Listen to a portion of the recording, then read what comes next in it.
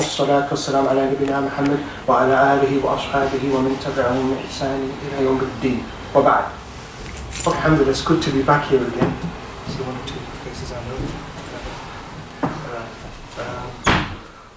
Alhamdulillah. Before we get into the talk, the reason I decided to do this talk, I spoke to some of the brothers. I realized I had, well, I don't think it's a problem if I mention the brother's name or the people who, in regards to this Hasanat Ruqya issue.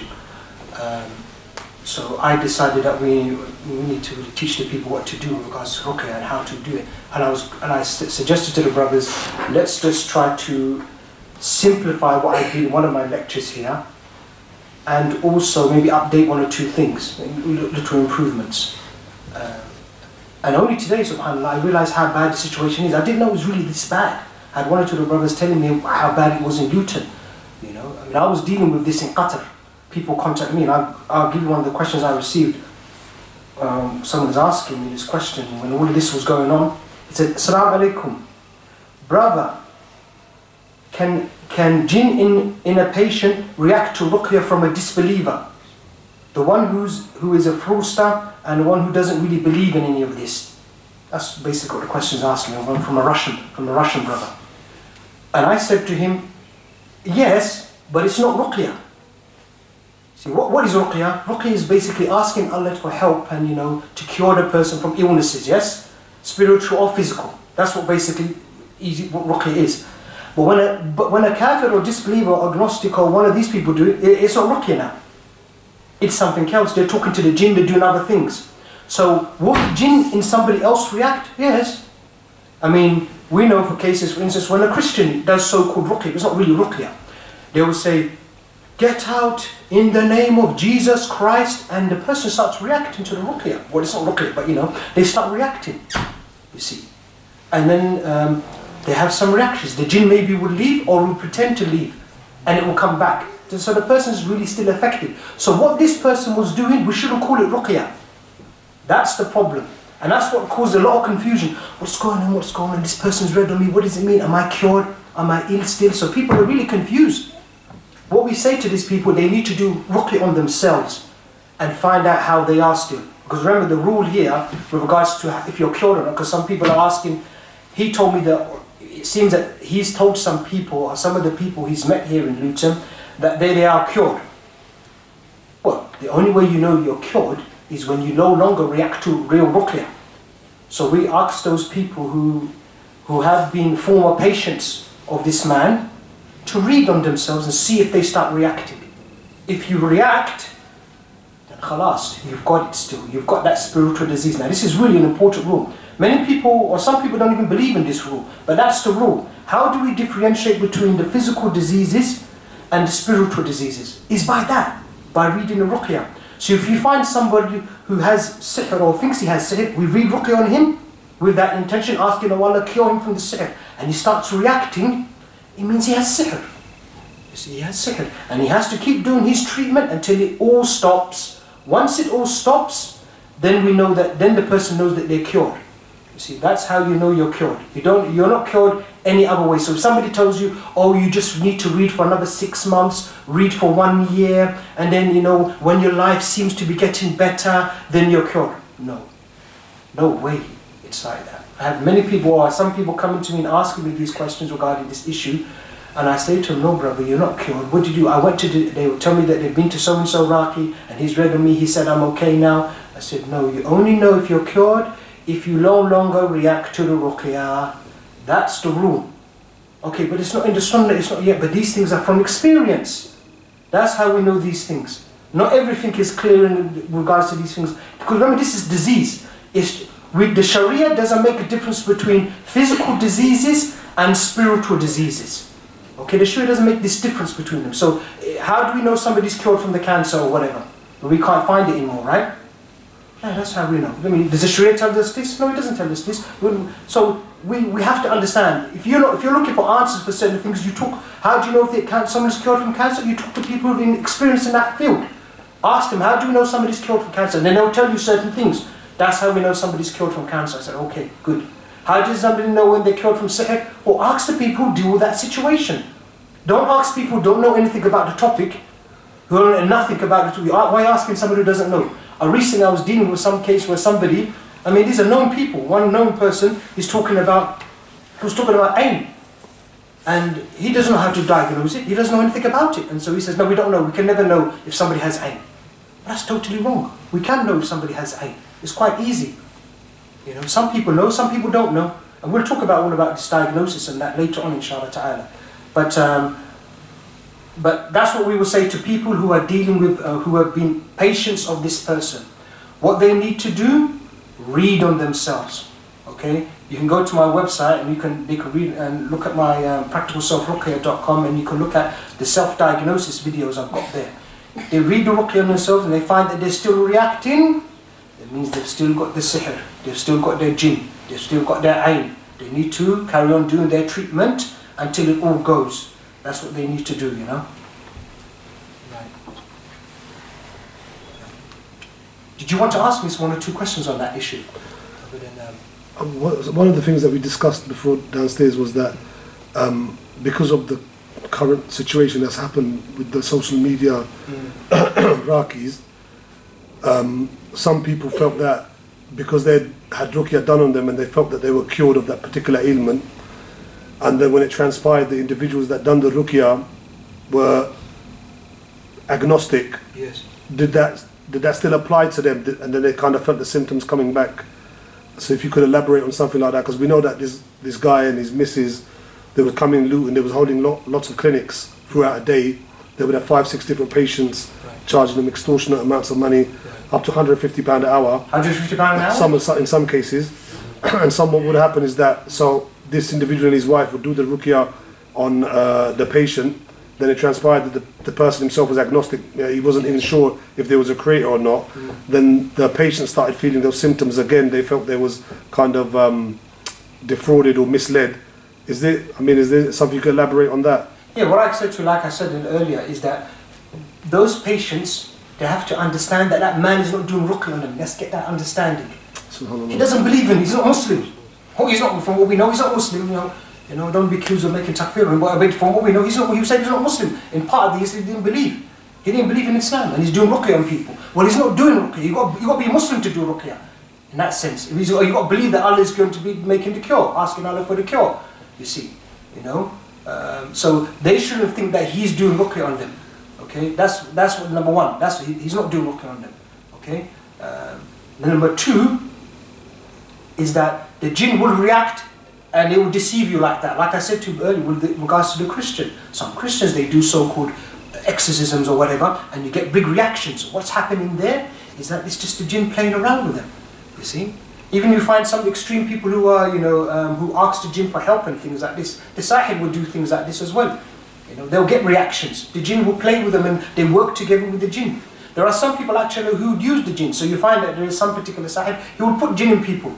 And then he will go to them and he will do the so-called ruqya on them. You see, and then the person will start reacting. See, I'm helping, and then the jinn will leave, and then afterwards maybe the jinn will come back to the person. You see, so those people, they first have to understand that he didn't do any ruqya on them, and they have to understand, because I know some people maybe their iman has been shaken by this. That's right. You see, what's happening here? No, they shouldn't think that. It's just the jinn playing games. Jinn are playing games with them, so they shouldn't think that they've got issues. They shouldn't think that they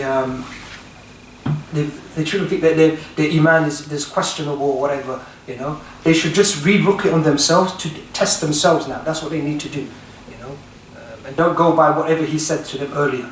You know, I remember dealing with one case where one patient, he did something on one patient, and I said to the person, that's wrong. You know. But back then I really didn't know what he was doing, so I didn't really investigate what he was doing anyway, you know. So that's the bottom line. Okay, the people shouldn't worry. He didn't really do any ruqya on them, or he doesn't even believe in it, you know. And then they just need to read on themselves and continue reading themselves, you know, and ignore what he said and those reactions, because the jinn can play games. We know that the jinn can play games, you know, in situations like this. You see. So, Ustadh, I suppose the natural question would be, following on from that, the people that charge huge amounts for short periods of recitation on an individual, what would be advice for someone that's desperate, or they're going through a really difficult time, and someone says, listen, I'm very busy, but I can do it for £250 or £150 or £80 an hour, and we know it's a massive business in the UK right now. I mean, what sort of advice would you give just in a short summary? That's just a leading question from what we've already said. Yeah, exactly. That's the whole point of this talking. Your best raqi is your mother or your father. That's the best thing you need to do. And we've got hadiths, there's hadith about the dua of the parent, which I'll talk about, is accepted. So really, what I've seen from experience, the best ruqya from somebody could give you, if you're ill and you really desperately want cure from someone, when you go to see a raqi, go to your mother or father. Their dua is accepted. I've seen this from experience. Much stronger than my ruqya when I read on someone, because this is their mother. There's 2 points, because there's the hadith, the dua of the parents is accepted. Everybody knows this hadith. The dua of the parents is accepted. The dua of the parents is accepted. Okay, the hadith mentions 3 people. One of the 3 people is the dua of the parent is accepted. And obviously the parent has that natural love for you. So when they read on you, it's going to be completely different than my ruqya.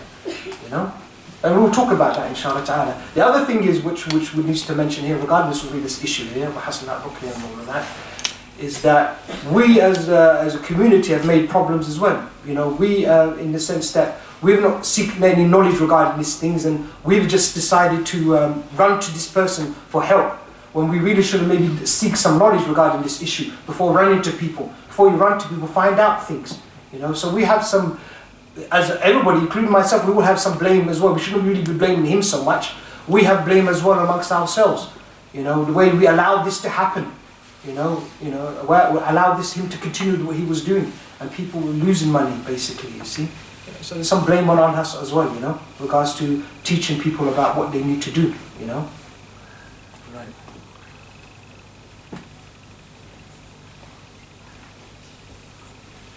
Okay, so basically what I want to do here is, like I said earlier, is just I want to try and simplify as much as I can the first video, the third video I did here, I think, the third talk I did here, Practical Self-Ruqya Part 3, and try to just update 1 or 2 things in there,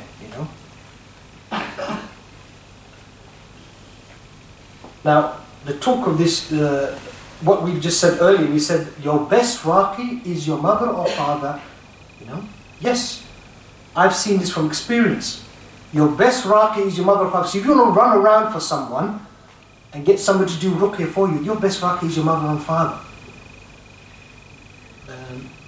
The hadith where the dua of the parents is accepted or answers is in Ibn Majah 3862, and it's in Shaykh al-Albani rahimahullah says it's sahih in Silsila 596. So the hadith, there's no doubt about the hadith.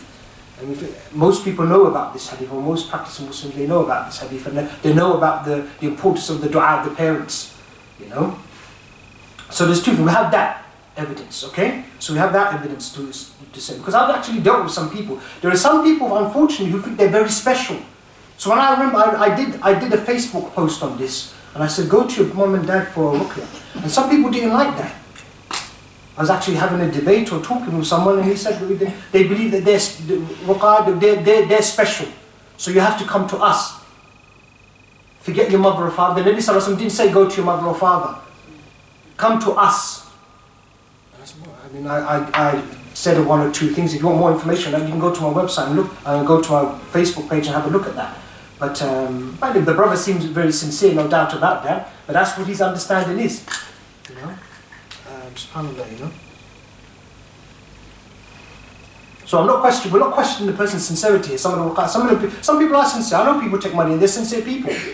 But they don't know, shaitan can actually delude you. What I've seen, to be honest, this issue of ruqya and taking money from it, most of the people who I've seen who have fallen, okay, are people who are taking money. The ones who don't take money, I've seen that they don't get attacked by jinn. I've seen this from experience. They don't get attacked by jinn. They don't fall into fitna with women, okay, and they don't do strange things in ruqya, like beating you and doing things, doing strange things, doing shirk and bid'ah, and going some, using the help of the jinn, okay, going to extremes. That's what I've seen when somebody who doesn't charge, he just goes out there, my brother's sick and ill, he goes out to help. I've seen those who don't charge. That's what I've seen. That's what I've seen from my experience. So. So it means something, isn't it? Really, what should be driving you to go read on your brother is because he's ill and he needs help, not the fact that he's going to pay you or not. Okay, so we said here, the first reason why you should go to your parents is because of this hadith. This hadith is general. If somebody says to us, oh, no, that's not right. That's only for general dua. No. It's okay. It's dua. Ruqya is dua. It's a dua. It's no... we cannot say this hadith cannot apply. From what I know, this hadith, from what I've studied, this hadith applies to any dua. And the dua, ruqya is a dua. We can't deny that ruqya is a dua, you see. Another reason why the parents' ruqya is... your parent is your best raqi is because your parent has natural love for you, which no money can buy. You know, they have this natural concern for you. When they see you ill, okay, when they see you sick and ill, and they read ruqya on you, they're going to have this connection with Allah. They're going to be crying in their heart. Remember, this is one of the actions of the heart which we can't see. This is my son who's in front of me. And so when your mother reads on you or father, they're going to feel it, especially if you start reacting. When they see the reactions, they're going to call on, they're going to read Fatiha with you, sincerely. And you're going to find that that's going to be much more stronger than any person, much stronger than my ruqya. So there's no point sometimes calling me. If you've got a mother, who, especially if she's pious for her father, this is the people you need to go to. Get your mum and father to read on you, you see. Ustadh, is it, can you do it vice versa, let the son reciting on the parents? Yes, even so, yes. That would even be better for maybe if a mother's thinking of going to, I'm going to go to so-and-so to read on me. Yeah. And she's got a pious son.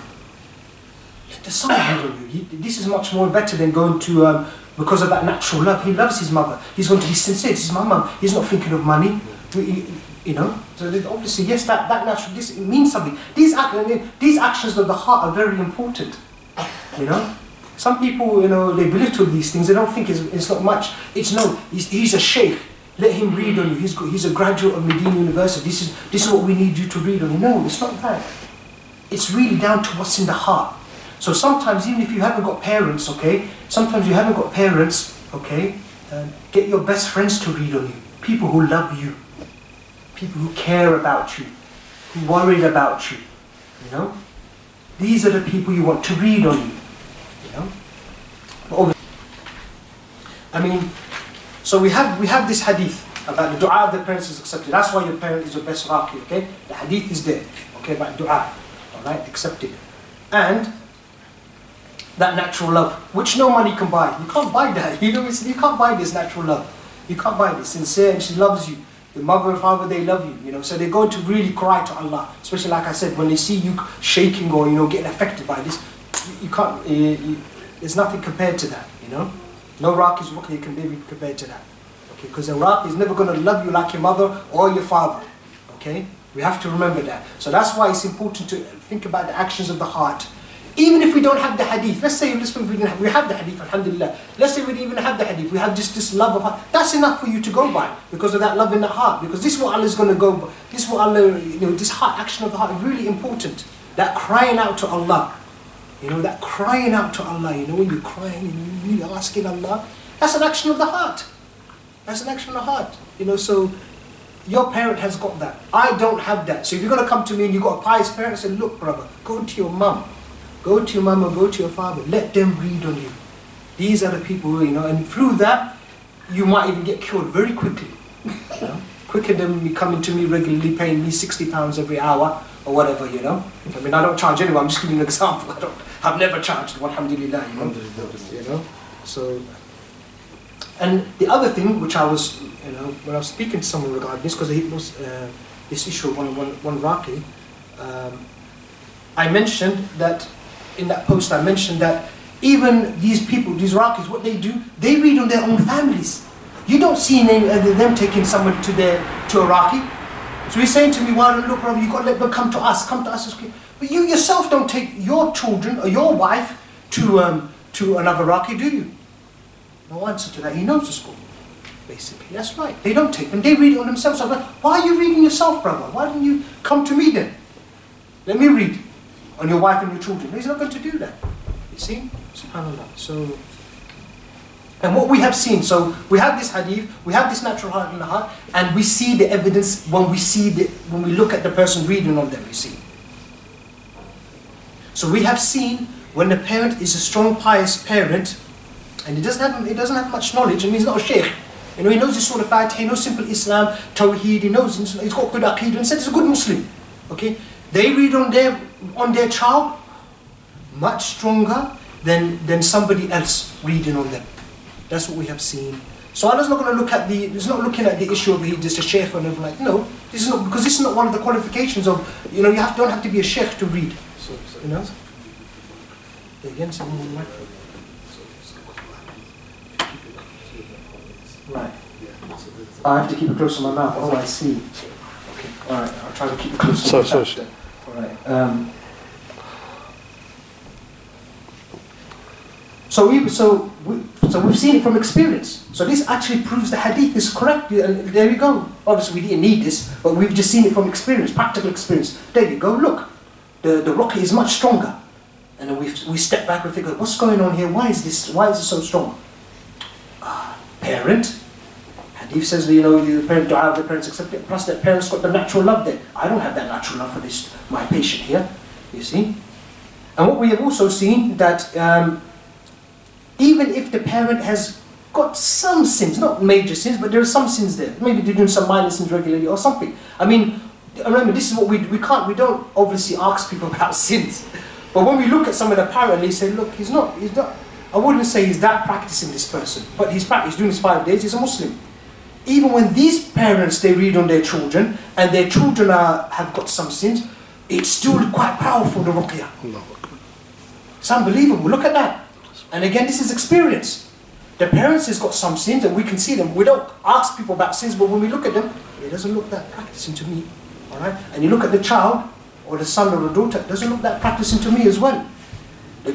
Still, the parent reads, good reactions. Means the ruqya is working. SubhanAllah,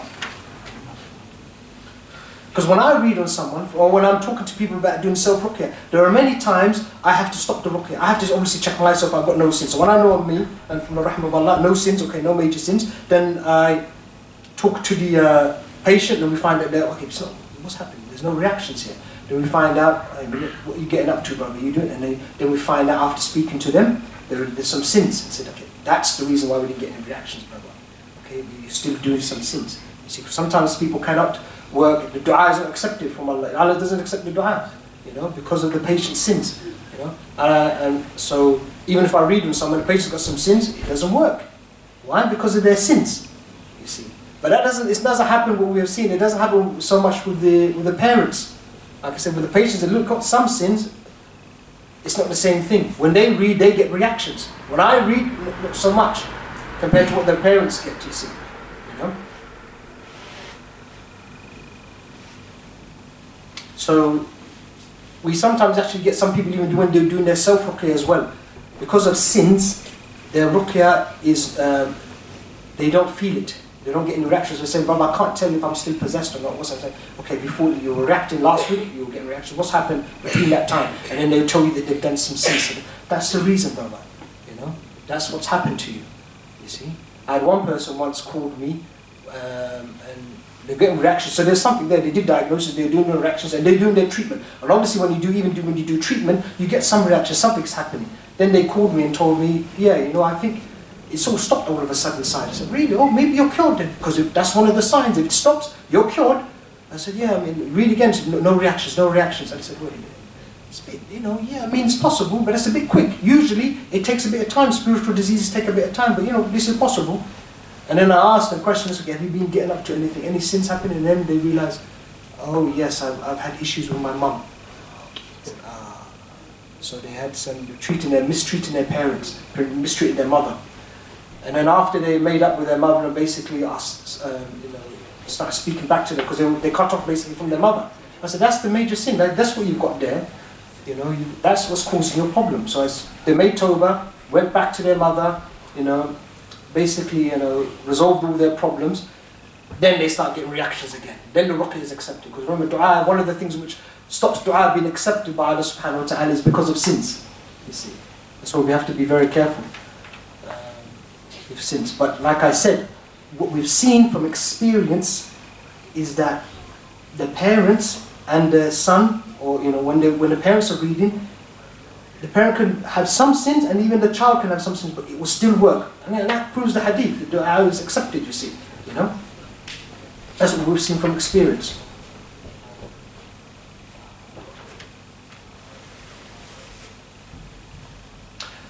One of the misconceptions which cause all of this hasanat problem, okay, and this is perpetuated by a lot of people, unfortunately. A lot of the people who go make money from here, they'll say to you, Ruqya is dangerous.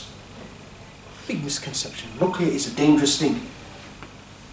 Now, you won't find any hadith saying that, Ruqya is a dangerous thing, or it is not for the normal Muslims to do it. No, there's no hadith about this. This is for everybody. So this is one of the things people perpetuate. They read this, spread this rumor, this whatever, and some people believe it. Again, this is all blame. We have to blame ourselves, including myself, that the knowledge is not out there. People think that this is correct. They see, and they believe something like this. It's true that Ruqya is dangerous. It's not dangerous, Ruqya is not dangerous. What is dangerous, basically, is not having knowledge, okay, and sins. Sins are dangerous. That's what's causing the problem. So when you find that, for instance, when you find that somebody has a lot of reactions in Ruqya, and screaming and a lot of reactions and chaos, well, what's caused that problem? It's not the Ruqya is causing that problem. It's the sins of the person which is causing that problem. So we have to understand this. Ruqya is, Allah would not legislate something which is dangerous for us. Allah would not send down the Quran. Allah said it's a cure. Allah didn't say it was dangerous. How can we think that Quran is dangerous? This is, it's a big misconception. Ruqya, brother, this is dangerous. That's how people say this, this is dangerous. We shouldn't use that. We shouldn't say Ruqya is dangerous. We shouldn't say Quran is dangerous. What's dangerous is our sins. They are dangerous. That's what we need to stop. Sins are dangerous. That's what we need to stop, Allah didn't send the Quran to cause problems. Allah didn't legislate Ruqya to cause problems for us. So we have to really change this understanding that it is dangerous. Ruqya is dangerous. We have to change that understanding. What is dangerous is actually our sins. And that's what we have seen from experience. If a person is falling into major sins now, falling into major sins, or he's doing the minor sins continuously, like listening to music, maybe shaving his beard, we found, and he's regularly doing this, because when you do a minor sin continuously, it becomes a major sin. Okay, you listening to music all the time, it ends up being, regularly you're doing that, it ends up being like a major sin, or somebody else is doing other major sins. We find that when these people get read on, okay, because of their sins, they get big reactions. Okay, the jinn is fighting back, and the jinn can take over their body. Okay, so if you want to stop that problem, it's quite easy. Get the person to stop Ruqya. Get the person to stop sinning. Then you can do the Ruqya on them quite easily. Okay, now when I get cases when people tell me this is happening, that's happening, I said, well, we can't do anything for you, or that person you're going to can't do anything for you until you stop sinning. Most of my cases I'm dealing with now, much of the time I don't really do Ruqya now. I don't really do, it's just I'm dealing with people on WhatsApp and social media and answering their questions. Most of the cases I deal with, maybe 75%, all to do with sins. Meaning they got the problem in the first place because of sins, and the reason why they're having such a difficult time is because of sins. And why is that? You know why that is? Because people think the spiritual diseases are like the physical diseases. Meaning, when you got like a lung infection or whatever, lung infection, or you got a cold or whatever, you got some illness, and you go to the doctors, they just give you these antibiotics, and it goes away. In a few days it's gone, or 10 days, 10 days it's cleared. And the person, what does the person do? He's still doing his sins. He's still doing his haram. He's still doing those things, and he gets cured. So they think Ruqya is the same sort of thing. They can get there, hello, can I just, like they go to the doctors, and they phone these people up and they think that they'll just get the Ruqya done, it's finished, and they'll get cured. No, it's not like that. It takes a bit of time to get the cure. So that's where the misunderstanding has come. They think that they could carry on doing their sins and get the cure from Allah. I said, no way, that's not possible. You're not going to get the cure from Allah subhanahu wa ta'ala, because Ruqya is a dua. You've got to stop sinning.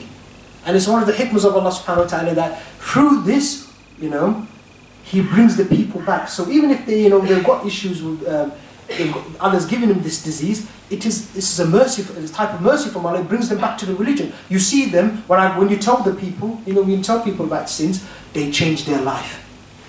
They change their lives basically, and they become good Muslims, and then and then what we have seen, maybe 3 to 6 months, 3 to 6 months of treatment, within a year, they get cured from their problem. And that's the people who got their initial problem because of their sins, you see, because of their sins, you see. What we've seen from other situations where people get the spiritual disease, not because of their sins, just like they've been tested from Allah. Like what happened to Nabi Sallallahu Alaihi Wasallam, where he got sick and he got cured from it. So we've seen that people who are pious, and you get this issue, because some people think that only jinn possession or sihr only happens to people who do sins. No, it can happen to someone who's very pious, somebody who's very pious, praying 5 times, you can't see any problems. Because you've got strong iman, the jinn has absolutely no influence over him. Or in the sense that you can see it. So when you read, maybe if you read Ruqya, they get some reactions, but they're able to control the reactions, and their life is not really affected that much. We can't see anything clearly in it. They may have some problems, headache in the morning, some issues, if they've got sihr of divorce, they maybe have some disliking towards their spouse, maybe. But in general, someone who's very pious, they don't have any issues really with the jinn, with the spiritual disease. And after we find with those people, it takes a little bit longer, 1 year plus for them to get the cure from Allah Subhanahu wa Ta'ala,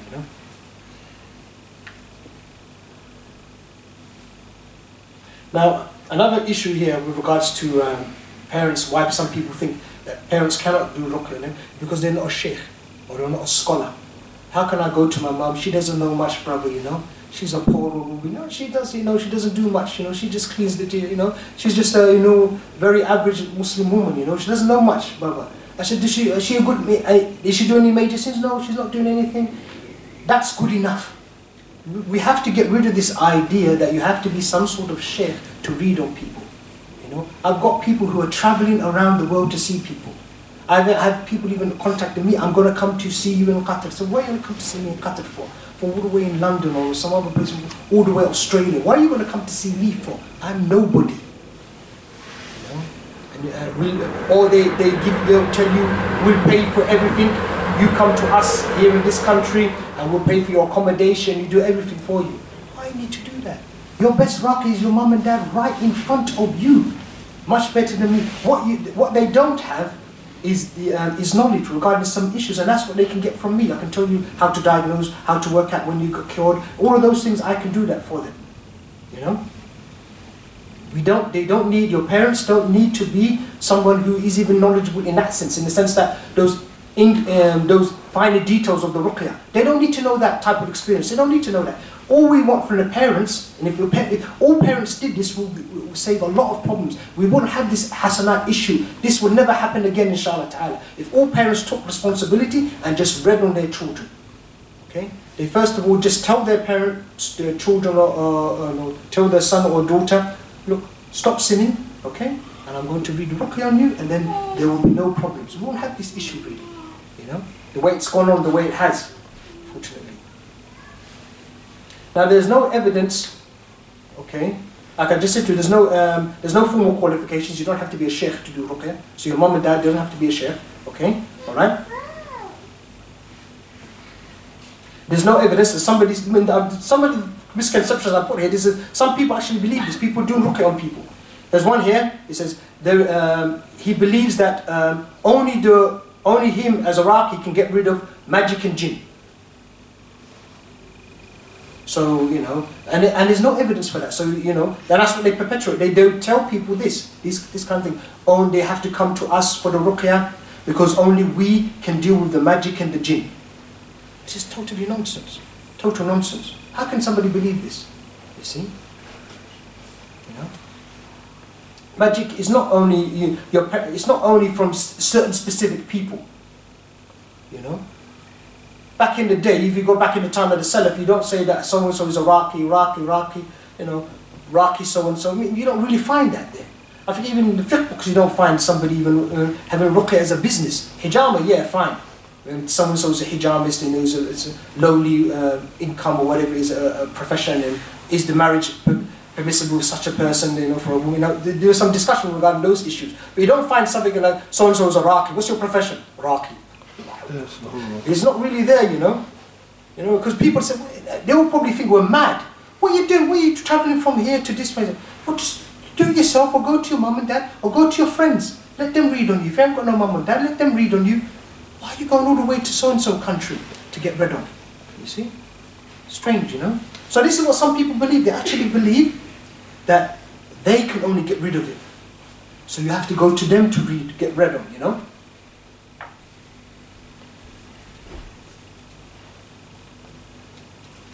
Another thing which they perpetrate, which some people believe, and this is what the Iraqis are telling people, is that if you're not Iraqi, then you're going to get attacked by jinn.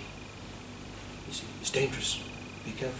If you don't, if you don't do it, if you do it, then you are going to get attacked by jinn. That is nonsense again. You're not going to get attacked by jinn. You should read on your children, read on your son or your daughter. You won't get attacked. You put your trust in Allah, then Allah will protect you. Remember, Allah is the way you think He is. If you think Allah is not going to help you, then Allah is not going to help you. If you believe that Allah will help you and protect you, okay, then He will help you and protect you. Okay, so Allah is the way you think He's going to be, you see. So we shouldn't, believe that, you're going to get attacked by jinn.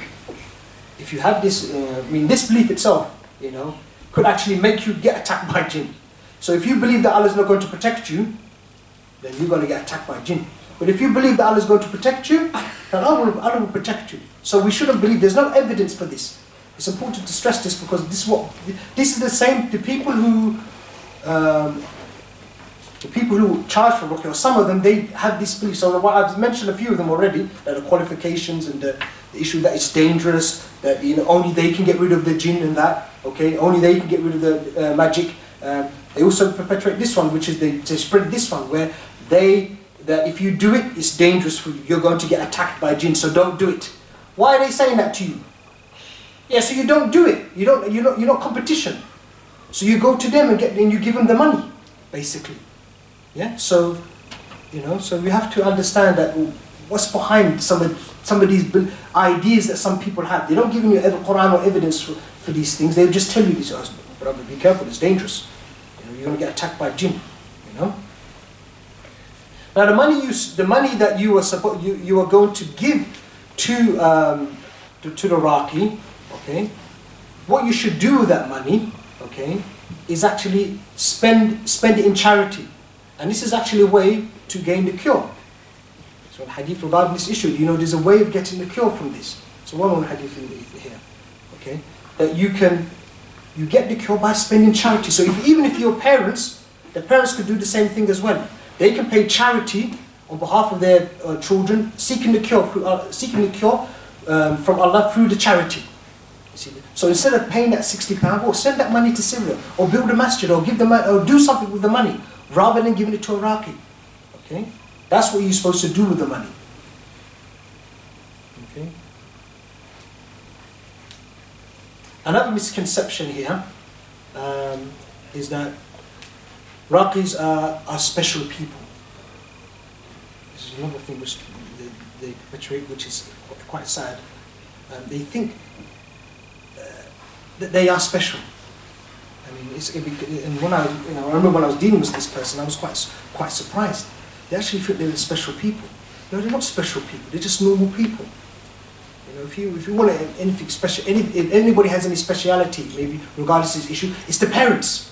You can say they're special because their dua is accepted. You understand? Me, I'm not special.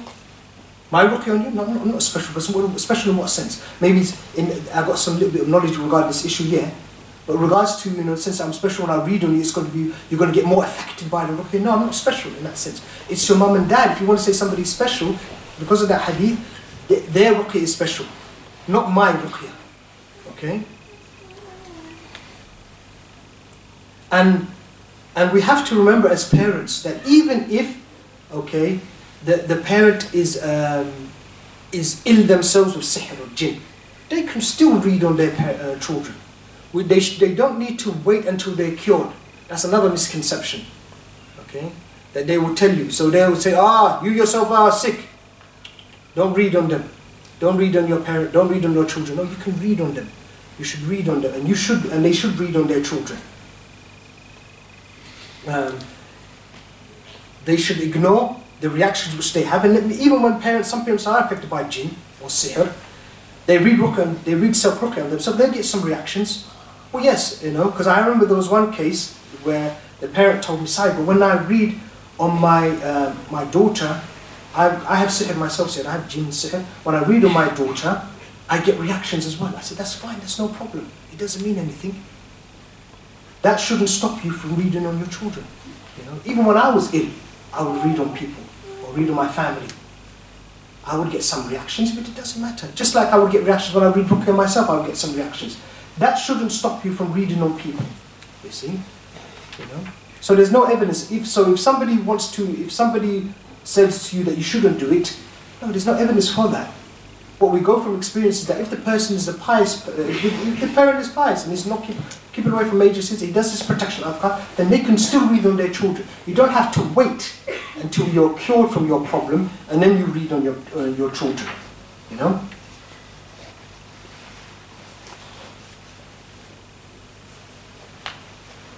The main reason what you should use the Raqi for, is asking him certain questions, not for the actual reading. The reading the parents should do themselves.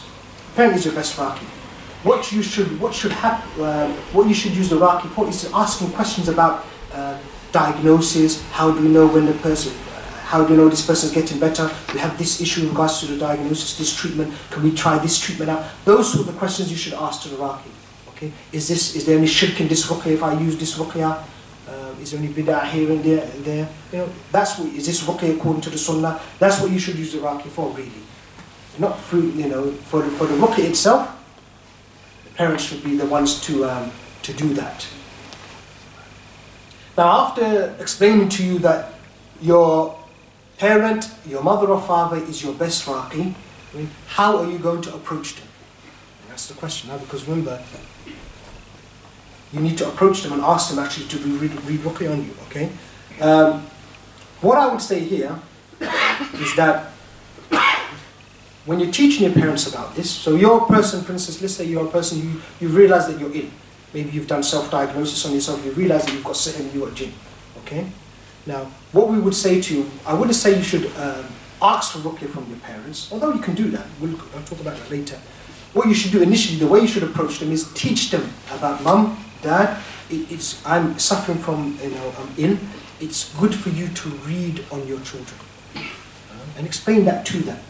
Because of the hadith about the 70,000 people asking for Ruqya. See, it's not good. I wouldn't say it's mustahab or recommended for you to ask for Ruqya from anybody. Okay, you should just do your own Ruqya. Okay, you should do your own Ruqya. But however, there is no harm if you teach your parents this, because you're teaching, you're doing something good here, letting them know, teach them something about Islam. If you teach them and tell them about this, okay, and suggest it to them, look, it's a good thing if you read in your children, and explain to them the benefits of this, okay? And if they decide, yes, that's a good idea, I'm going to do this, and you explain to them what it is, and we'll explain, very easy, all I need is Surah Fatiha, simple. That's another misconception. One of the misconceptions that people perpetuate or spread is that you have to be a hafiz of the Quran, or you have to know so many surahs and so many ayahs. No, even if they just know Surah Fatiha, khalas, they can do the Ruqya on you. If that's what it is. So that shows you that even the new Muslim parents can do it. Even new Muslim parents can do the Ruqya on you. As soon as they're able to, you know Fatiha, then they can do Ruqya on you. So that's how you should approach them. Just suggest it. Say, look, Mum, Dad, it would be a good idea if you could, read on us. You're not asking for Ruqya, you're just teaching them about that. And inshallah ta'ala, if you do it well, then they will inshallah take on that idea and they will read on you. You see. Obviously, you have to also tell them about clarify for them those misconceptions we spoke about earlier about Ruqya is not dangerous, you don't have to have any qualifications, you don't have to be a sheikh. They'll probably say all of those things which are, say all those things to you. You explain to them, no, if the patient is not sinning, he's not doing a major thing, the Ruqya is not going, no jinn is going to speak or cause havoc or chaos in the house. Okay? Once you've explained that to them, then inshallah, hopefully they will accept the Ruqya. Okay?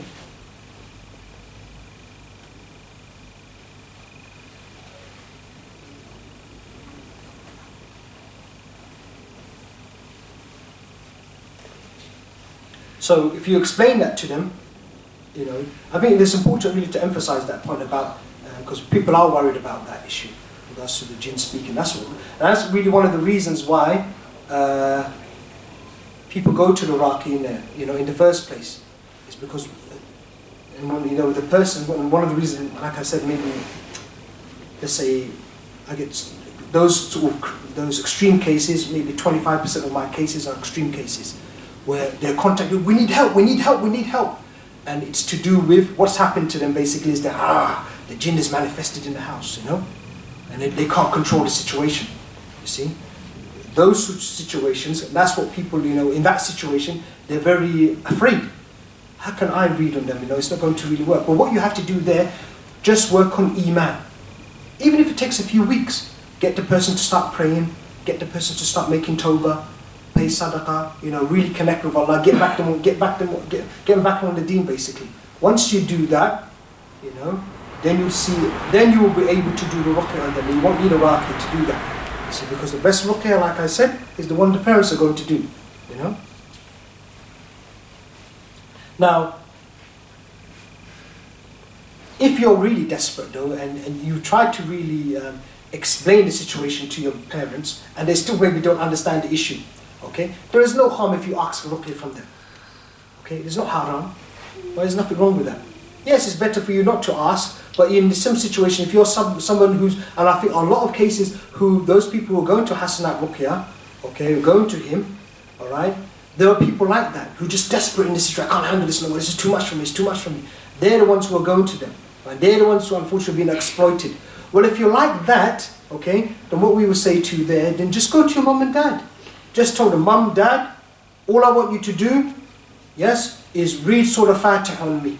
Okay, what do you want me to do? And you explain to them, Dad, look, I want you to read Surah Fatiha on me. Quite simple, it's very easy, Mum. Look, I want you to read Surah Fatiha on me with the intention of asking Allah to cure me from everything that I'm suffering from, so that I can worship Allah properly again. So I can just read with that intention, Mum. Just read like that. And you just tell them to keep reading Fatiha like that. And then you explain to them maybe about the blowing, which we'll go on to later on, about blowing on them, blowing on you, and that's it. So there's no harm in if it gets really bad for you, and it's difficult for you, okay? Instead of going to a Raqi, go to your parents and ask them. If you haven't got parents, then go to your brother, go to your sister, go to your uncle, go to your aunt. Then this is much better for you than going to a Raqi, Okay, so we shouldn't be ashamed, and sometimes we shouldn't be ashamed about if it's too difficult for you. There's no harm in going to your parents and actually asking for the ruqya. Like I said, because it's not haram to do that, Okay, let's move on to what type of ruqya can the parents do on you. Well, the two main, there's only really two types of ruqya they will do on you. It's basically diagnosis or treatment. Okay, so you can take diagnosis from them, you can take treatment from them, or you can take both from them. Okay? The main difference really between the diagnosis and the treatment is the diagnosis, you're asking Allah to manifest the signs of the disease. Okay? Alright? Asking Allah to show you if the person is suffering from that sihr. Okay? And the treatment is where you're asking Allah to cure the person from the problem.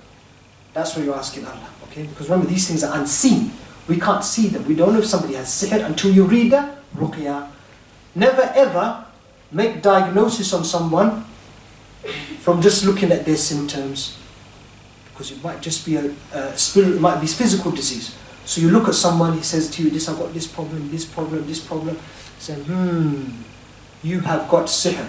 No, don't do that. The best thing to do is to actually read the ruqya. So you listen to what they're saying, that all might be correct. Sometimes, yes, you can maybe get to about 90% sure that the person might have, you quite 90% sure that the person has sihr. But you can never be definitive, you can never really be 100% sure until when? Until you actually read the ruqya. Because these spiritual diseases, they actually react to ruqya. And like I said earlier, that's how we differentiate between them. What is a spiritual disease? Well, it's a disease you can't see, you can't touch it, but it reacts to the ruqya. Okay, it makes reactions. When you ask Allah and you read the ruqya, you find that the person is reacting. That's how you know that the person has sihr or jinn possession or ayn.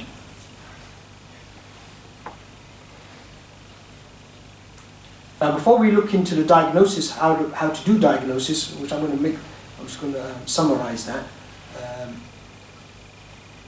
I just want to talk a little bit about diagnosis. Right? Because some people have got this idea that this diagnosis is shirk, or diagnosis is bid'ah, or you're looking into the unseen. There's none of that.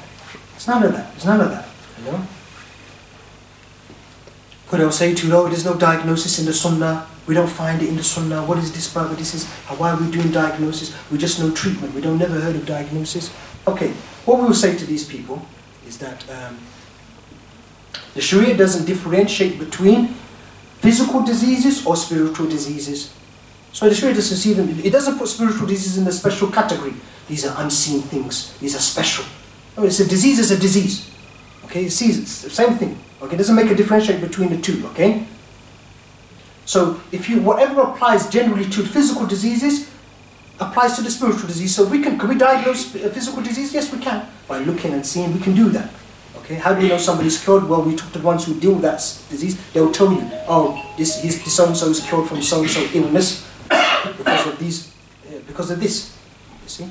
So the very fact that you can diagnose, and it's permissible in the Sharia to diagnose physical disease, and nobody will say that a person's doing any bid'ah or anything like that. The same applies with the spiritual disease. We're able to do it. You're allowed to do it. Okay? It's not shirk or bid'ah to find out if somebody has sihr.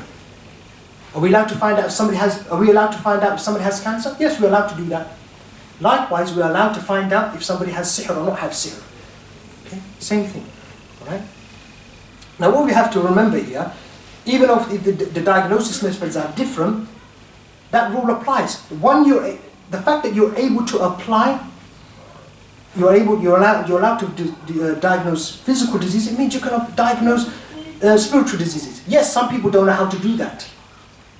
Just because somebody don't know how to do that, it doesn't mean that it itself is a bid'ah or something strange. Okay, and why is that?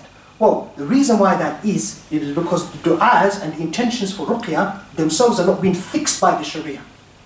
So for instance, if I say the du'a, A'udhu billahi min as-sihr, now that du'a is not in the Sunnah, but I'm allowed to use that for ruqya. Or, I seek refuge in Allah from the sihr. I'm allowed to use that as ruqya, but it's not in the Sunnah. You see? So the Sunnah only it gives you broad, no shirk, and the ruqya, one of the two principles are that there has to be no shirk, and it has to be beneficial to the patient. Obviously, it's beneficial for the patient to know if they've got sihr or not. We need to know. We need to know if the person's got. So the Sharia has not fixed the ruqya in that sense. So we can use other du'as. We can use the intention. The rule is make sure it's beneficial. Make sure it contains no shirk. Okay, and these rules are taken from the hadith. I'll give you an example to prove that diagnosis is not haram or is a bid'ah or shirk, because some people really get worried about this. You see, but it's not in the Sunnah. Okay, probably okay. So one of the examples I use, I've got a whole article on this. If you want to read more about this, go to my article, The Importance of Ruqya Diagnosis. If you go there, I talk about all of these things. Okay, and I'll give you examples of why it's not bid'ah or shirk or anything like that.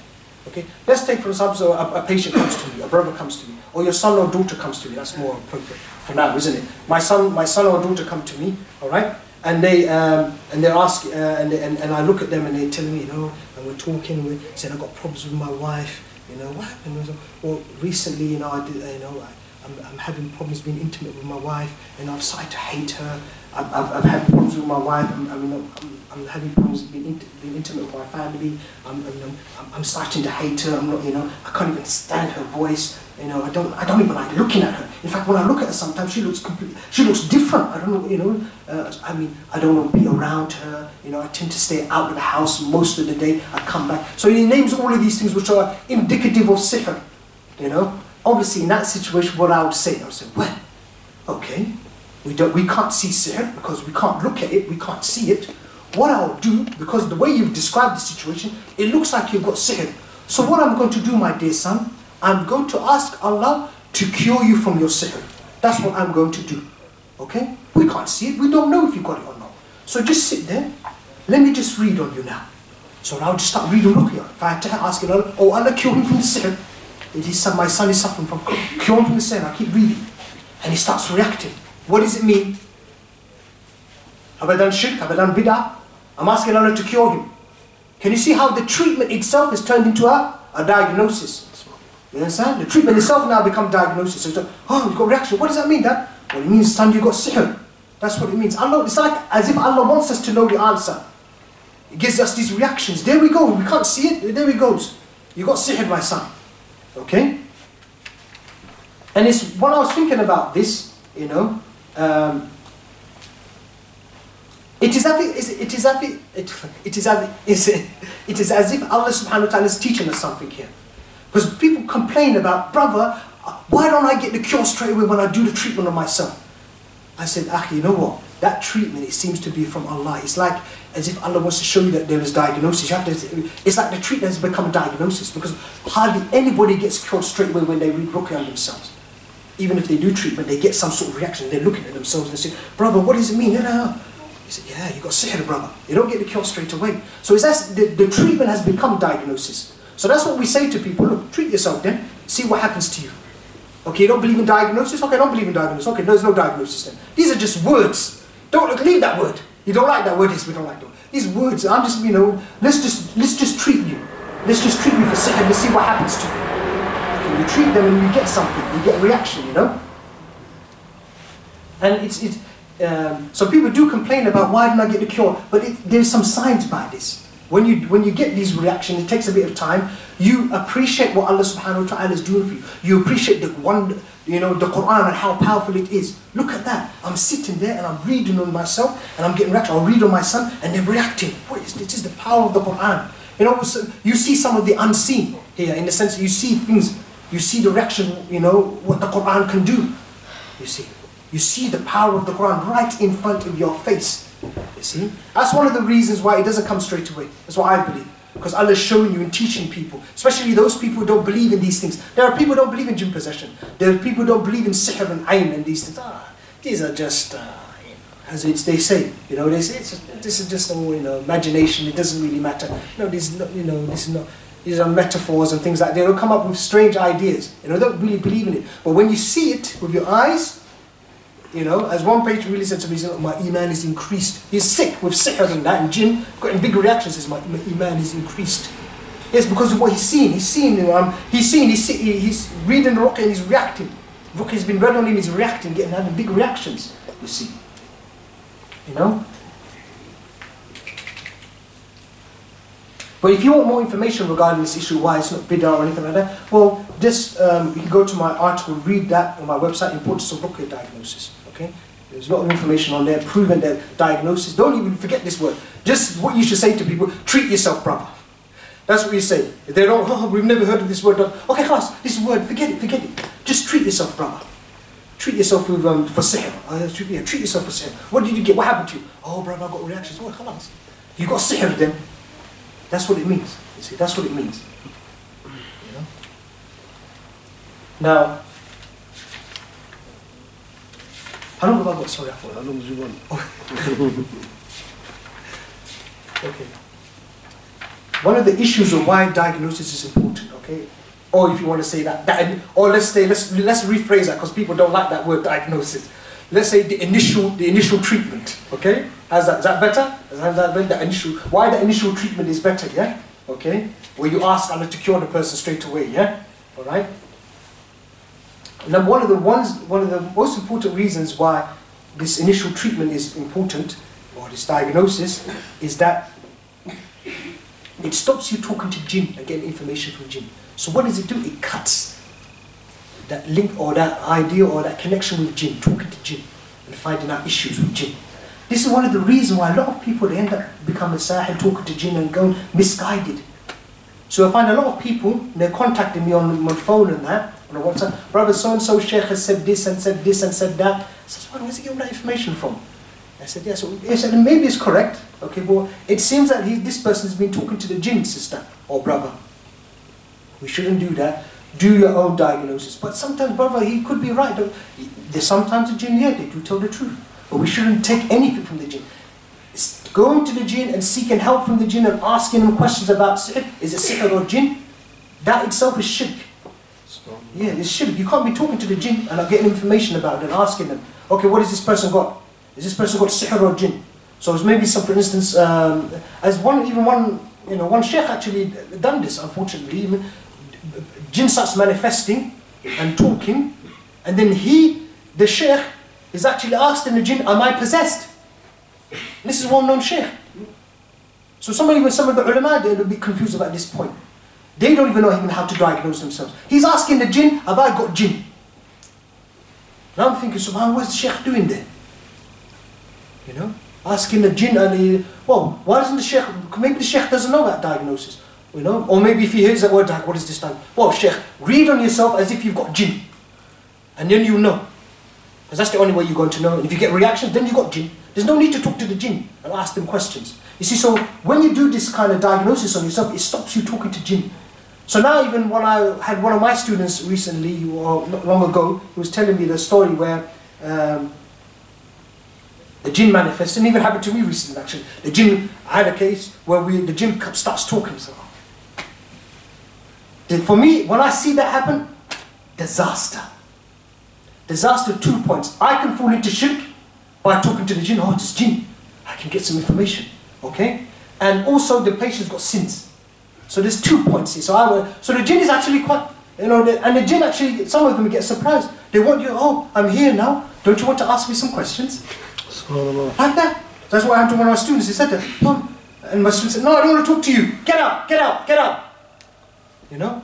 So the jinns get surprised. Why? This is new. We've never dealt with this before. You don't want to ask me some questions? No, I don't want to ask you questions. Get out, get out, get out.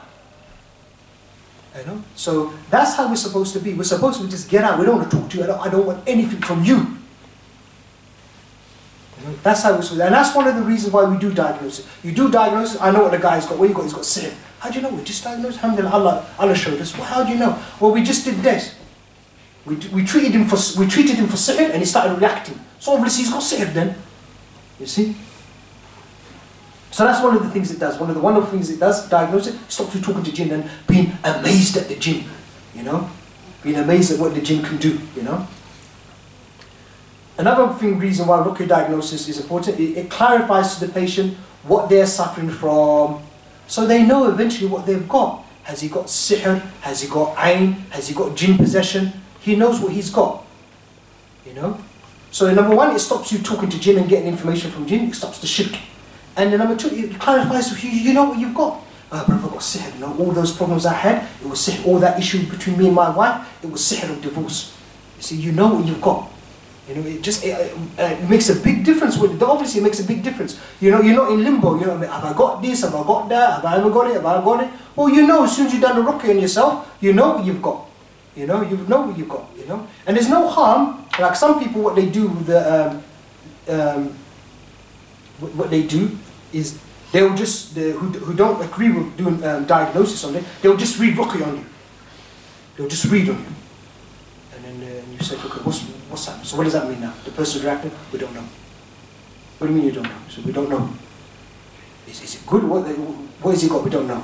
So it causes a lot of problems. And they don't want to, and some of them won't actually read specifically. I'll tell you what we do. Let's just treat him for sihr first of all, and then treat him for ayn, and treat him for jinn possession so we can know what he's got. Some people, they don't want to do that. I don't know why I mean, I can't see why that is a problem. I mean, I can't see why it's a bid'ah to do that. Is it a bid'ah for me just to read for sihr? Okay, what about the person what we say to those people, we say that, for instance, somebody just has sihr, for instance. Let's say the person just has sihr. And this person who doesn't make any, doesn't want to make any intentions for sihr, but then he just wants to read. I just want to read whatever he's got, I'll cure him from that. And he reads, okay? And the person starts reacting. Well, what is the ruqya hitting? The ruqya is only hitting the sihr. Yes? You agree with me? Are you with me? This ruqya is only hitting the sihr. Well, he's doing what I did. Brother, you're doing the same thing that I did. I just read for the sihr, and I'm only hitting the sihr. You did the same thing, basically, but you don't know that. You just hit the sihr. The ruqya is only hitting the sihr. I did that, and my ruqya is only hitting the sihr. You see? Because some people, they don't like doing this thing, but there's nothing wrong with that. Some people say, what are we going to do with somebody who just has sihr then? We don't do ruqya on them? Yeah, so there's no harm in finding out what the person's all by reading separately like this. Okay? So when we do ruqya diagnosis, we find out what we've got. Clarify the issue. We know what we've got, SubhanAllah. Makes a big difference when you know you've got sihr or not. Ruqya diagnosis also, it improves your ruqya treatment, okay, or your general treatment. Because once we know that somebody's got sihr, what are we going to do? We're going to try to look for that ta'weed.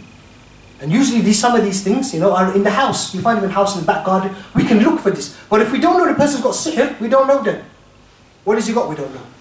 We're not going to look for this ta'weed. Well, what's the point of looking for the ta'weed? We don't know what he's got. What has he got? Well, he's got sihr. Okay, well, let's look for this. Let's see what we can. Let's see if we can find this in the house. He had a lot of these in his house, and you can go look for that. You know. Or if somebody has ayn, when we diagnose them, we find that they've got ayn. What we can do is then, okay, can you remember any situation where somebody was surprised at you, or maybe was jealous of you, or something like that? Can you think of it? And we can start asking people for water now, different people, you know, and get that water and start washing with it and see what happens to you. You see? So that's another benefit. So it really does help the treatment. I can't really see why people don't want to do it, you know. I mean, you know, like I said, if you think it's a bid'ah or something like that, just treat the person. Just get in your idea, you're treating the person and see what happens to them, and see if you get reactions. You see, you know. With regards to, I mean, just a side point here. With regards to the ayn, when you find that you've got ayn, you want to think about getting the water from people. What I usually tell patients is what they should do, because sometimes it's difficult to get the water from some people. It can be quite difficult because some people, they don't want to give it to you. You know. So what you should do there is that you offer them your water. Look, brother, maybe I gave you ayn or hasad. Okay, here's my water, and please you give me your water. And that makes it a little bit easier for you to get the water. Don't just go maybe ask them. If it's your close friends or family, maybe it's easy to do. You could just ask for it. But somebody who you don't really know very well, okay, then what you should do is you offer your water to them, because maybe you gave them ayn, okay, and then you can ask for their water, you know.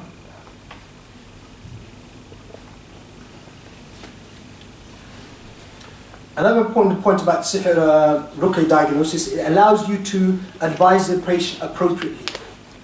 You know, so we can give good advice when we know what the person is suffering from. So if a person has sihr of divorce, then what we say, brother, stay with your wife. This is all sihr, ignore it.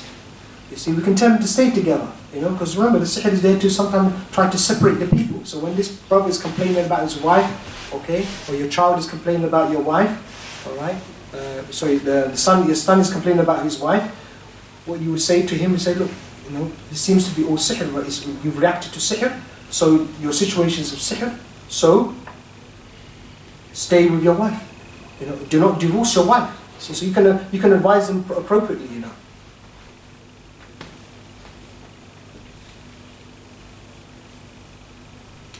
Another reason why ruqya diagnosis is important, it makes you sincere in dua. Okay? Once you know that you've got sihr, I'm telling you, make a completely different dua to Allah. When I had sihr, I didn't know what I had. Back in the day, before I did diagnosis, I didn't know what I had. I had something, because when I read ruqya on myself, I'm reacting, you know. I've got something. What is it? I don't know. Something is here. Once I realized I had sihr, subhanAllah, I'm telling you, the ruqya changed. I'm crying out to Allah, even when I'm making dua to Allah, normal du'as, I'm crying, I've got sihr, Ya Rabbi, cure me. Somebody's done sihr on me. You know, your dua changes. You start making sincere dua to Allah, you know. So your whole attitude changes, really, you know. Another thing about ruqya diagnosis, it removes the doubts and makes you serious about ruqya treatment. I have one or two people, you know, a few people who contact me, they're in doubt of what they've got. They don't know what they've got, you know. They know they've got something, but they don't know if it's jinn possession or if there's jinn there as well, you know. So they say, I've got something, bro, but I don't know, you know, I'm not really 100% sure.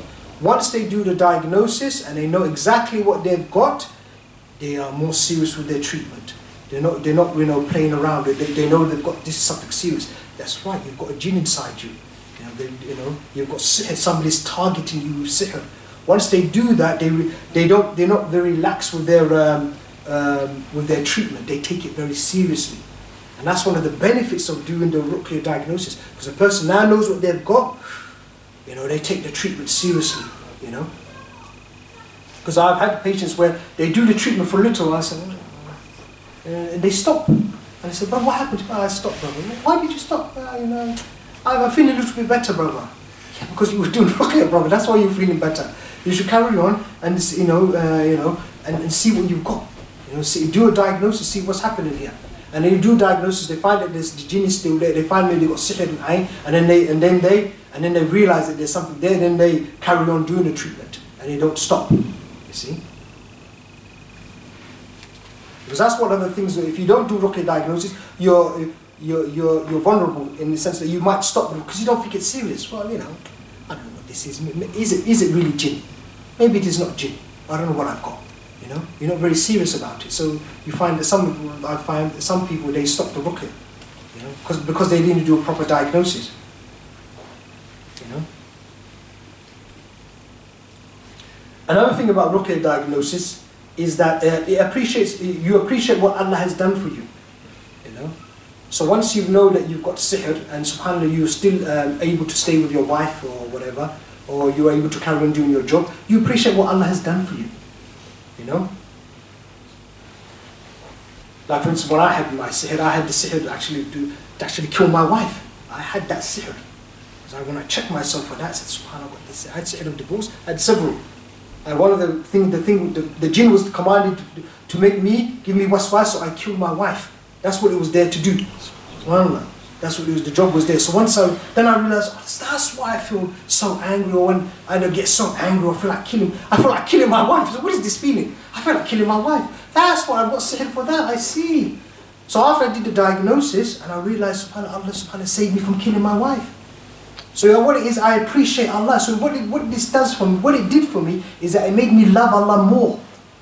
I loved Allah more. Why? Because subhanAllah, He stopped me killing him. Allah saved me. I had that crazy feeling inside me, but I didn't follow it. Allah saved me. You know, it wasn't me. You know, it wasn't me. Allah saved me from it. So you appreciate Allah. That's one of the benefits of the ruqya. You see what Allah is doing for you. You know. And the last point I'll just say regarding the diagnosis is that it helps us to know if you are cured or not. That's how we know you're cured. The only way we're going to know if you're cured is by you doing ruqya diagnosis. Read on yourself. Let's see if you get reactions, brother or sister. If you're still getting reactions, it's still there then. You know? Some people get disappointed by that, but don't get disappointed. At least you know it's there or not. Because I have a few cases where people are they read for, and their life gets better. Their life gets better, and they think, yeah, I'm feeling really good, brother. After 1 year, I'm feeling good and that. Okay, does it mean I'm cured? So, oh, the only way we know is by you doing diagnosis, okay? Because the jinn, you know, especially when they're very deceiving, very conniving, and they're very deceptive. These jinn through sihr, they've got ideas, they've got things to do, they've got to make you do certain things, you see. So sometimes they can put feelings inside you, make you feel good. Just like they make you feel angry, want to kill someone, they can make you feel good. Yeah, brother, I feel very good today. They can do this. You know, so it doesn't necessarily mean that you're cured when you start feeling good. No, maybe the jinn is giving you that. It's a type of waswas. The jinn, what can the jinn do when it goes inside you? Well, it can do two types of waswas. What it does, it gives you ideas and thoughts and pictures in your head, and plays out scenarios in your mind, plays music in your mind, and all of those sort of things. That type of waswas it does to you. Thoughts and, you know, dreams and all of these things. Another thing it does is actually give you emotions and feelings. It gives you this type of waswas as well. So there's those two types of waswas it can do to you. You see? You know? It could also read your mind. They read your mind. They know what you're doing. You know? They know what you want to do. So they're very close to you. Just like your Qareem knows the same thing. It reads your mind. It knows what you want to do. So sometimes I have patients complain, brother, I was making intention to make tahajjud, then suddenly I'm getting all these feelings not to do the tahajjud. What happened there? Does it know what? Yes, it can read your mind. This is from experience. We know. It knows what you're doing. It knows what you want to do. It reads it, you know. But what we will say here is that we shouldn't get upset or sad if the jinn know these things. Oh, well, it doesn't matter. It doesn't mean that they have power over you. Allah knows everything. Okay? Alright? And what we will say here, this knowledge that the jinn think they have, they don't have one over us. No, they don't have one over us. Okay? It becomes humiliating for them. And why does that? Because even if when you're pious and that, they have all this access to what you want to do and all of this. They have this access to your memories and things like this. They know what you did and all of these things. They know what sins you did and all of these things. You see, they're unable to defeat you. So it becomes like something which it's a kind of humiliation for them in that sense. They still can't beat you. You know, if you're with Allah Subhanahu wa Taala, they can never beat you. You know. So the ruqya diagnosis will allow us to know. So we shouldn't just go by the feeling, I feel good. Oh, you feel good, maybe the jinn's giving you waswas like that to make you feel good. Check yourself if the jinn is gone. Don't just go by feelings. Don't go by the feelings, you see. And sadly, there are a lot of people out there who think they are cured, when in reality, they've still got the problem. They've still got a problem. I've come across a lot of people. And then one of the reasons that is that many people, they don't do this diagnosis to see if they're cured. How do I know I'm cured from sihr and ayn and jinn possession? How do I know that? Because when I read the ruqya on myself, no more reactions. I don't feel anything when I read it. That's how you know. That's how you know. So until you get to that stage, you've still got the problem. You know, so sadly I've seen many people walking around thinking that once their life is changed a little bit, they've been told to read ruqya for another 6 months, another few months, another year, and then you're gone. You're alright, brother. That's it, it's gone. No, it's not. You shouldn't do that. It's very dangerous. You know, you need to do ruqya on yourself, ruqya diagnosis, to see if there's anything there. You know, do diagnosis.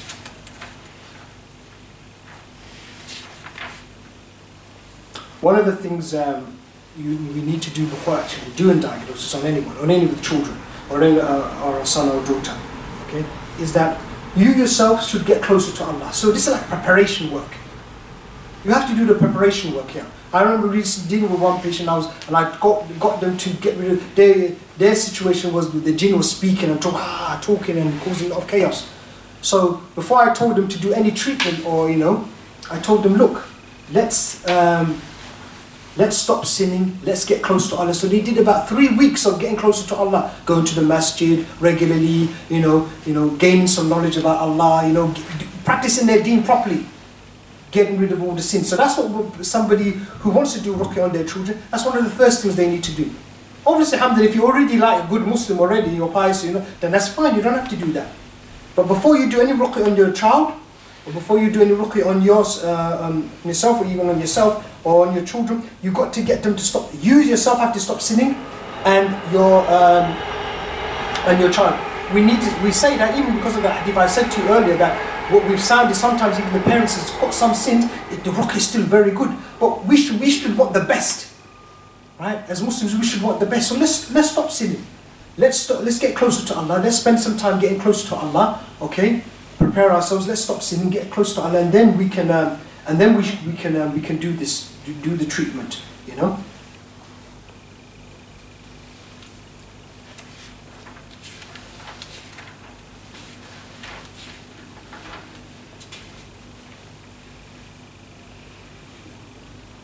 Okay, so you want to do ruqya diagnosis on your child. You want to see if the child has got sihr.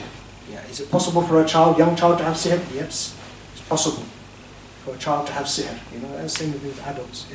Possible for a child to have jinn possession as well. You see, if your child is below the age of puberty, okay, then you don't have to really worry too much obviously about their sin, because they're sinless. You don't have to worry about sins or anything like that, because they've got no sins. See, so you don't have to worry about it in the sense that the jinn is going to start speaking and causing chaos in the house or breaking things. You're not going to have that issue, okay? All right. So you're not going to have that issue. So you don't have to worry about that. So for the so you don't have to worry for the child. The only one you need to worry about is for the adults, the ones who've hit puberty. Okay, those ones you need to make sure that they're praying and make sure they're following Islam properly. Okay, and when you do this, one of the things looking for sins is that the sins can come in 3 forms. You can come with sins which are in their heart, which we can't see, something which are hidden, something which they're regularly saying, like lying or swearing or whatever,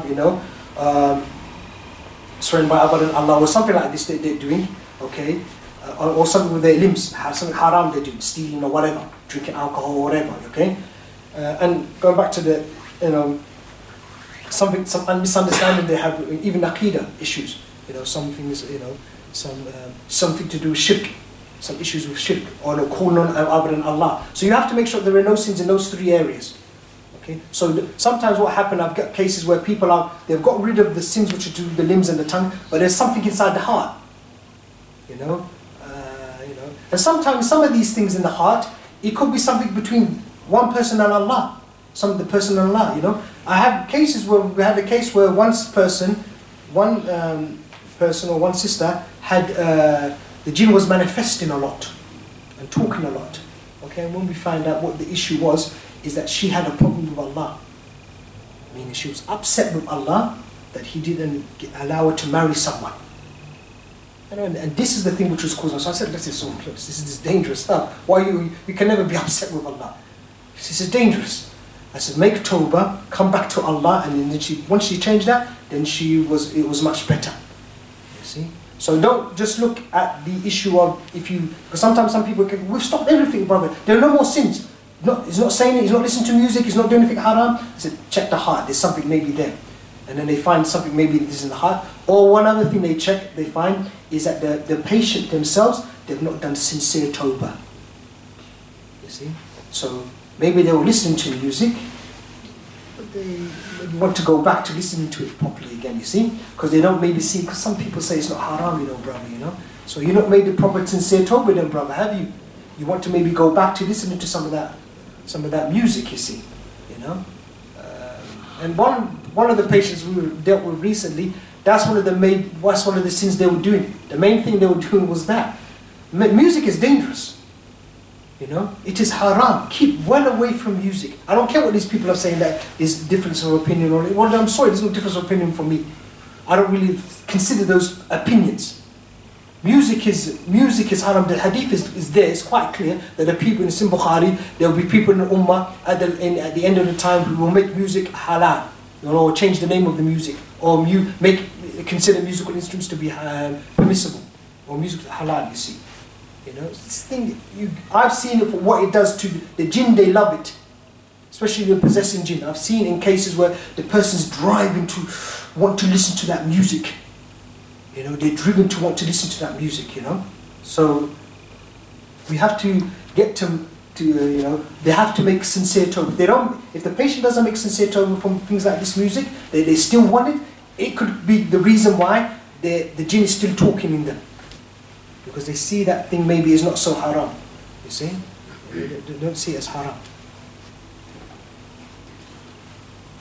Okay, so once you've got everybody's, stop their sins and they're getting closer to Allah, everybody, and it doesn't matter if you spend some time doing that. Yes, for some people maybe it will take 3 weeks, some people it can be 3 days, for some people or a day it can be. Everybody's going to be different. It really all depends on the action of the heart. Some people could have jinn, what we've seen is some people could have this jinn possession talking, causing a lot of craziness, okay? And when we told them to stop sinning, they stop and they make sincere tawbah to Allah, it's finished. The jinn never speaks again. So almost immediately, if they've made the tawbah, you see a big difference in the patient. You see? So subhanAllah. So once you've done that, now you want to do the diagnosis on them. Okay, so what you want to do? You sit your child or your son in front of you, so you want to know if they've got sihr. But what you do, you read Surah Fatiha on them. Okay? You read Surah Fatiha on them. So, A'udhu billahi minash shaitanir rajim, bismillahir rahmanir rahim. And you read Fatiha. You read it 7 times. Okay? You read it 7 times, and you're going to read Fatiha 7 times, and then once you've read that for 7 times, you go on to Surah Falaq. Okay? You go into Surah Falaq, and you come into ayah number 4 of Surah Falaq, وَمِن شَرِّ النَّفَّاثَاتِ فِي الْعُقَدِ, and you keep repeating that. Okay? And then you keep repeating that. And if they get a reaction, any reaction, then you know that they've got sihr. Okay?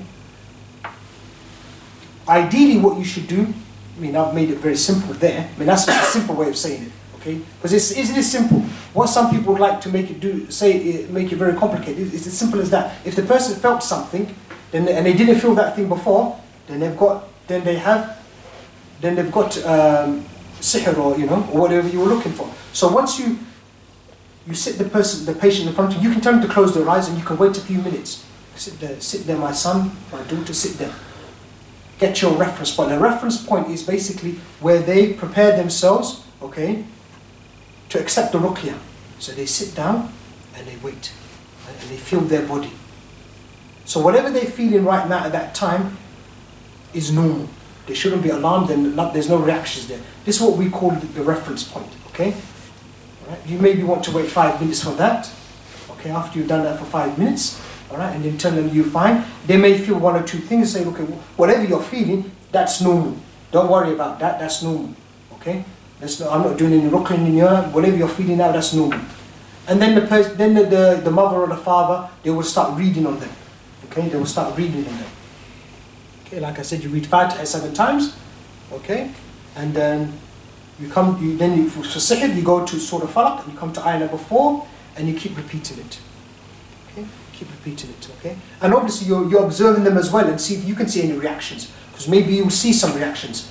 Okay, and what are the reactions that you might see with sihr? Well, if they've got a jinn through sihr, so if you see some clear movements like this with the arms or even the hands, fingers moving like this, it means that they've got a jinn which has come through sihr. That's what that means. So clear movements like this, or like this, okay, or they will move maybe like this. That means they've got a jinn through sihr. Okay, that's what that is. Because you're reading for sihr, asking Allah to show you if there's any sihr there, and they give you that sort of reaction, you know that you got sihr. So what does that mean then? Well, it means you don't have to do jinn possession diagnosis. Allah's just saved you from doing that. Well, you know you got sihr, and now we know you got jinn possession. That saved you from there. You see, okay. Other reactions which you might get, they might start feeling hot. Okay. So the only reaction where we will say that you can say it's definitely jinn possession is when we get clear movements. Okay, clear limb movements like this, like I said. Or sometimes we hope this never happens. If the jinn starts speaking, then we know they got a jinn through sihr, because the jinn is speaking now and talking and making noises. You see, remember, it doesn't have to. Sometimes it doesn't necessarily have to speak. It can make some noises, and you know that's not your son or daughter. You see, so it doesn't necessarily have to speak. You see, okay. So another thing that the person might feel very cold, might feel very hot. They might want to vomit. Okay, there are numerous things that they could feel. It's not fixed what they could feel. Okay, it's not fixed. Everybody's going to be different. Now, what's the difference here? The difference what we were seeing, okay, is that Allah will show you what's going to convince you. That's what we've seen from experience. So some people, if it's just a headache, maybe it might not work for them. They might not think. So what we've seen from experience, if you really ask Allah to show you, He will show you. He will convince you that your son or daughter's got sihr or not. So you don't have to worry about that.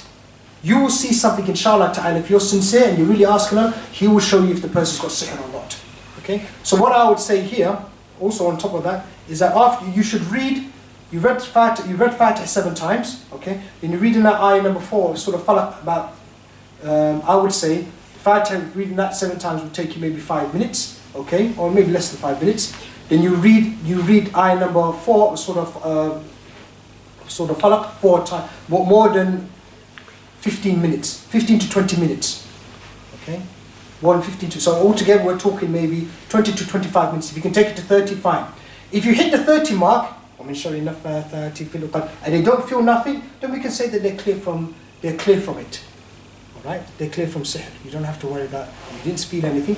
If you think you made some mistake, there's no problem. Go back and do it again. There's no harm. You can go back and check, you know. So you can go back and check it. The other thing you can do is you can use water to do the diagnosis. And why do you use the water? You don't have to use water, but what I found with the water is that it intensifies the ruqya. So there's going to be 2 sources of the ruqya now. It's going to be what the person's drunk and you reading on them at the same time. Yes, obviously we don't just do diagnosis with water. So I read with water and I say, hey, I'll drink the water. Any reactions? Oh, you haven't got anything. No, you don't just base it on the water. I think I've never ever said this. I think one person accused me of doing this once, I think. So no, you use the water and you read ruqya at the same time. That's what you have to do. We never just base it on the water. Okay? Never just, unless the person's got some very big reactions. It can happen. Rarely it happens, but it can happen where somebody will just read, have normal water, they don't react. But when you give them the ruqya water, there's a big reaction. This is not normal. So you know that the person's got sihr because of that. Okay, but most of the cases they don't react like that. Most cases they don't react like that. You see, they don't react like that. So how would you read ruqya on this before you read it on your son or daughter? Well, read Fatiha maybe 3 times. Okay, come to ayah number 4 of Surah Falaq. You keep repeating that for a few times, maybe 7 odd number of times, and blowing it like that. And then you can give them the water. Okay. Obviously, before you give them the water, you've got them to establish their reference point, and then you give them the water, and then you read. That, I would say, maybe for person when you're doing a ruqya for the first time. Why? Because then it will give you good reactions. You know, when I usually do ruqya for the first time with someone, diagnosis, I usually use water. Okay, because number one, it reduces the time I have to do the ruqya, and the other thing, it gives me good reactions. It gives me good reactions. You see, you know. Now with ayn, same thing. Well, Fatiha, same thing. Exactly same basic procedure. We're asking Allah now we're asking Allah to show if the person's got ayn. Okay, so you read Fatiha 7 times. Okay, and then you're going to come to the wa min sharri hasidin idha hasad. You're going to repeat that ayah. You keep repeating that ayah. Okay, and you're looking for ayn. And when we say ayn, what do we mean by ayn? Well, it's the evil eye. And that's going to be in 2 forms. You got ayn, which the evil eye of amazement. Oh, brother, that looks really nice on you. I'm going to give you the evil eye. I mean, you can give that to yourself. Or you got the envious eye, you know, evil eye envy, where somebody, you know, is jealous of you. They don't like you having that car, or you don't like you being married to that woman. So they can give you that evil eye. You see? Okay, so that's what you're basically looking for. You're looking for those two. That's the 2 types of ayn you're looking for. Okay, so you keep repeating that ayah. You keep repeating that ayah, and it's amazing that ayah. Allah talks about the hasid. Okay, he's got. I mean, the hasid. If you look at it, he's envious, but he's also amazed. So you got the 2 types in that one ayah. So Allah, just by mentioning the hasid, we got those 2 types of ayn are mentioned in the ayah, even though it's explicitly saying the evil eye of amazement is not there, but it's really there already because the hasid is amazed. He's amazed and he's also envious. He's both at the same time, you know. So that's why that eye works for that, you know, particularly well, you know, for the evil eye of amazement, you know. So what you do, you keep repeating that ayah, okay, same like you did with the sihr. And if you get reactions, then we know that the person has got it. Remember, you obviously have to establish that reference point. Like I said earlier with the sihr, you establish that reference point, and then you read the ruqya. Now, one of the signs you'll see with this is that usually what we find is the patient, the eyes are going to go. Right, the eyes are going to go. This one, you find that their eyes start flickering around. Because you have to close your eyes. I get this question quite a lot. Do I have to close my eyes for diagnosis or treatment? Which one do I have to close? You close your eyes usually for diagnosis. Why do you close it? Because we're going to get reactions from the eyes. We get reactions usually from the eyes. When you're doing treatment, when you're doing treatment yourself, you're not really looking at the reaction, so you can keep your eyes open and just read. I mean, you can close your eyes if you want to treat yourself like that, no problem. But usually we tell people to keep their eyes open for treatment. Why? Because sometimes you do get cases where people, when they keep their eyes closed, they will see the jinn. As soon as they close their eyes, they'll see the jinn in front of them. Right? And sometimes it can be off-putting. They can't do the ruqya. They keep seeing the jinn. You know, when it affects themselves, brother, open your eyes then.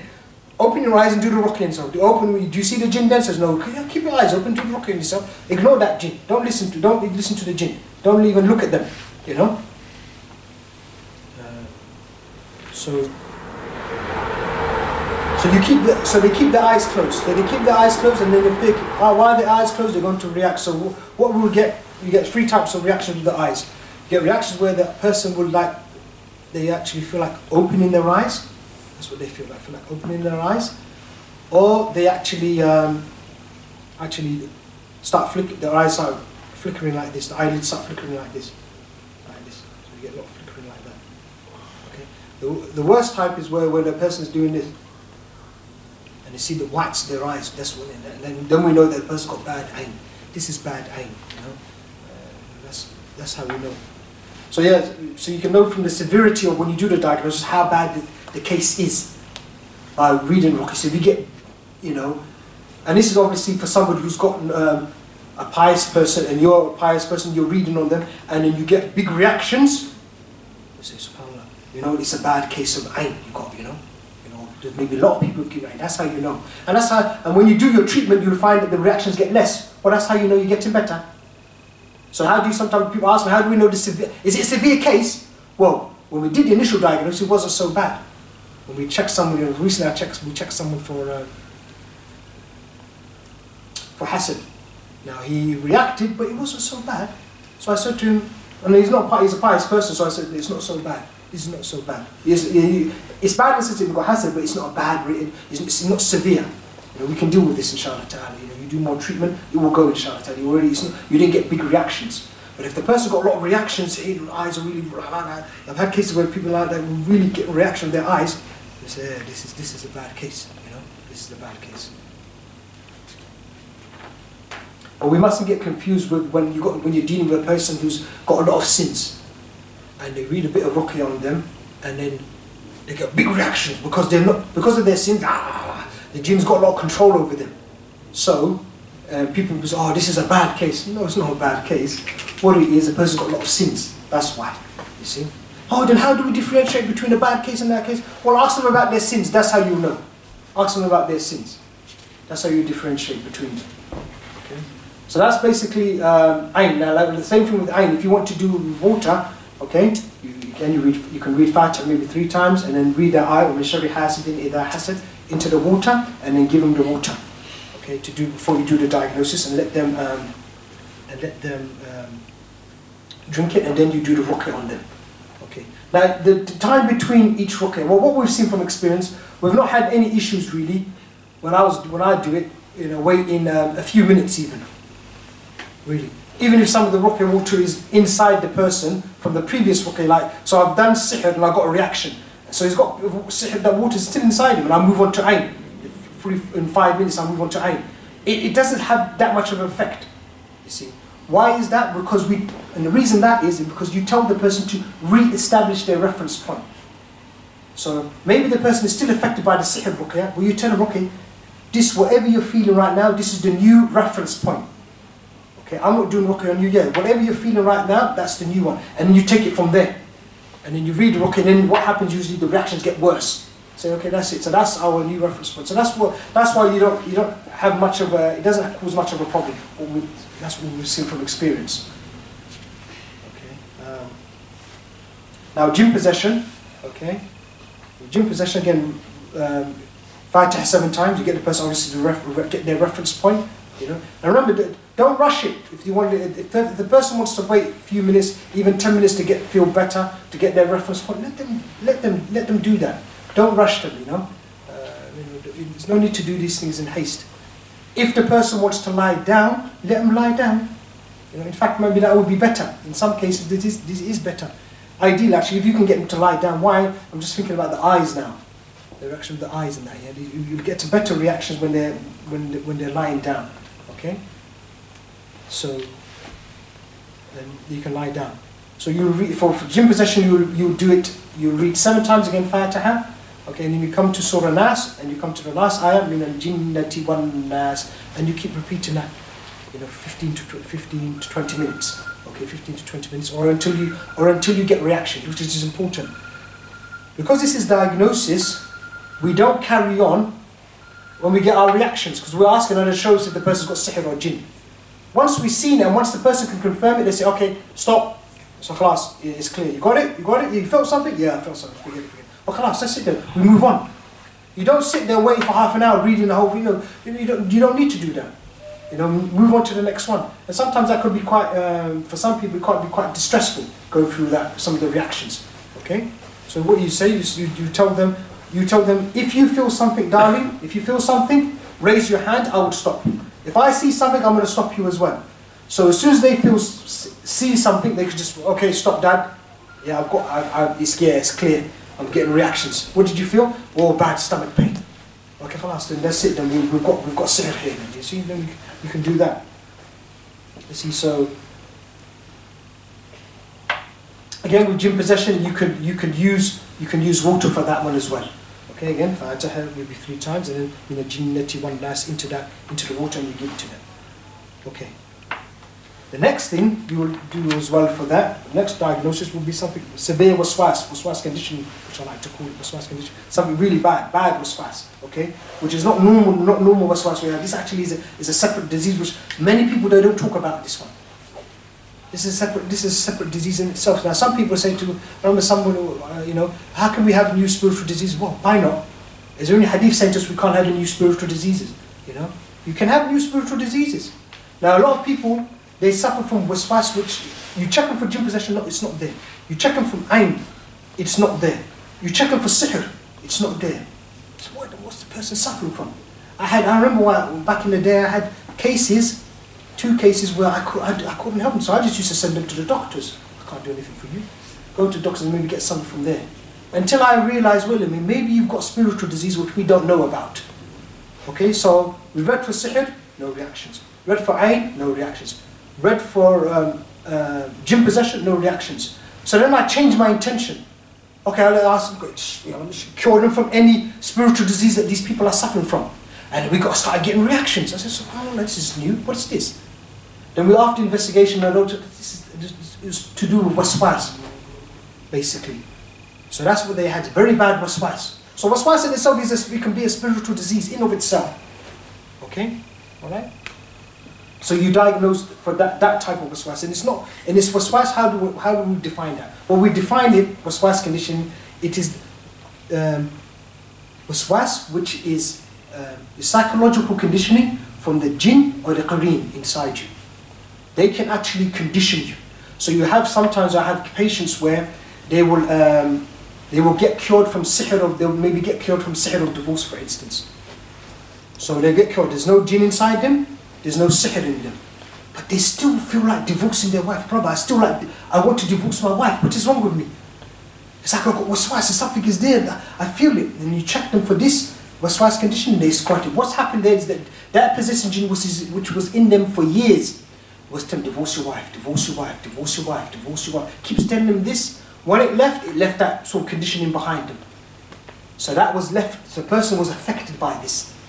So they're psychologically conditioned with this problem, you know. And that needs treatment.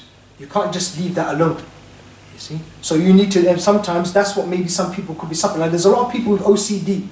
One of the things I've seen from people is, that's one of the signs of that waswas conditioning is that OCD.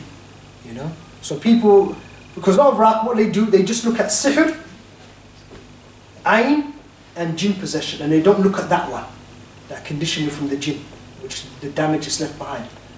And from the mercy of Allah, I found myself with that as well, which I've said to you before in the other videos. I mean, I've had that myself. You see, so when I treated myself, alhamdulillah, I got cured from that. You see, so you have to check for that. You have to do ruqya diagnosis to see if any of that is there. You see. However, if you find that a person's got jinn possession, what we have found, okay, is that they also, when you got jinn possession, you almost automatically, well, I've never had any case any difference, that once they've got jinn possession, you've got that condition in there. That's always there. That's why. So when I find somebody's got jinn possession, I don't usually do that one, the waswas condition, because that's always there. From my experience, that's always there. You see. Right, that's basically the diagnosis. Okay, another thing which is important here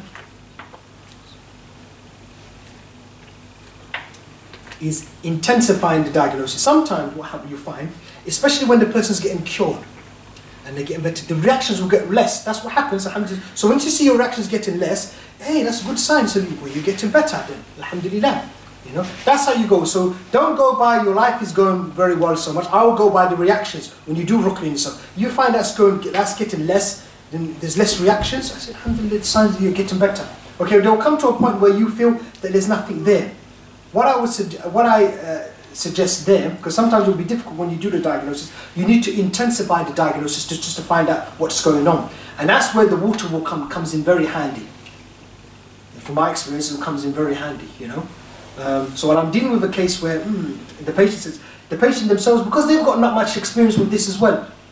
I might have experience with regards to seeing things, but the patient themselves, they're not experienced in the sense of feeling, what's the reaction? Was that a reaction or not reaction? So they'll tell me, well, I did feel something. What did you feel? Well, I had a little bit of a headache, and then it went away. I said, okay, was it there before? No, it wasn't there before. But so I might feel that this is sihr. All right, for me, the sihr is still there. But for the patient is not really convinced. So what I usually do there, okay, what I would do there, I would read ruqya on the water, for sihr, okay? All right? Oh, before I actually do that, I'll get the patient to get their reference point. So they get their reference point. And they say, okay, I'm ready, yeah? They get their reference point, maybe they wait there 5 minutes. And then I get them to drink normal water. So they get some normal water, and they just drink it. Here, what I'm doing here, we're establishing the reference point. So they will drink some water. Okay, drink 3 drops of water, And then on the last go, I would tell him just hold a little bit of water in your mouth and just keep this water in your mouth and wait. Okay? And then I would sit next to them or stand next to them and I would just mimic the ruqya, pretend I'm not doing ruqya, I would just maybe count numbers. 1, 2, 3, so they can hear my voice. 1, 2, 3, 4, 5. So I get the patient to establish that reference point. Because the patient's having problems working out if you've got reaction or got not reaction, you see. Right, so I'm just keep reading that number. 1, 2, 3, maybe for 5 minutes. 1, 2, 3, 4, 5. 1, 2, 3, 4, 5. 1, 2, 3, 4, 5. And then after that I say, okay, whatever you felt there, that wood, holding that wood, whatever you drank, this is all normal. I'm not doing any ruqya on yourself. The way you know, we establish a good reference point now, because now we can make the comparison with when we do ruqya water. You see?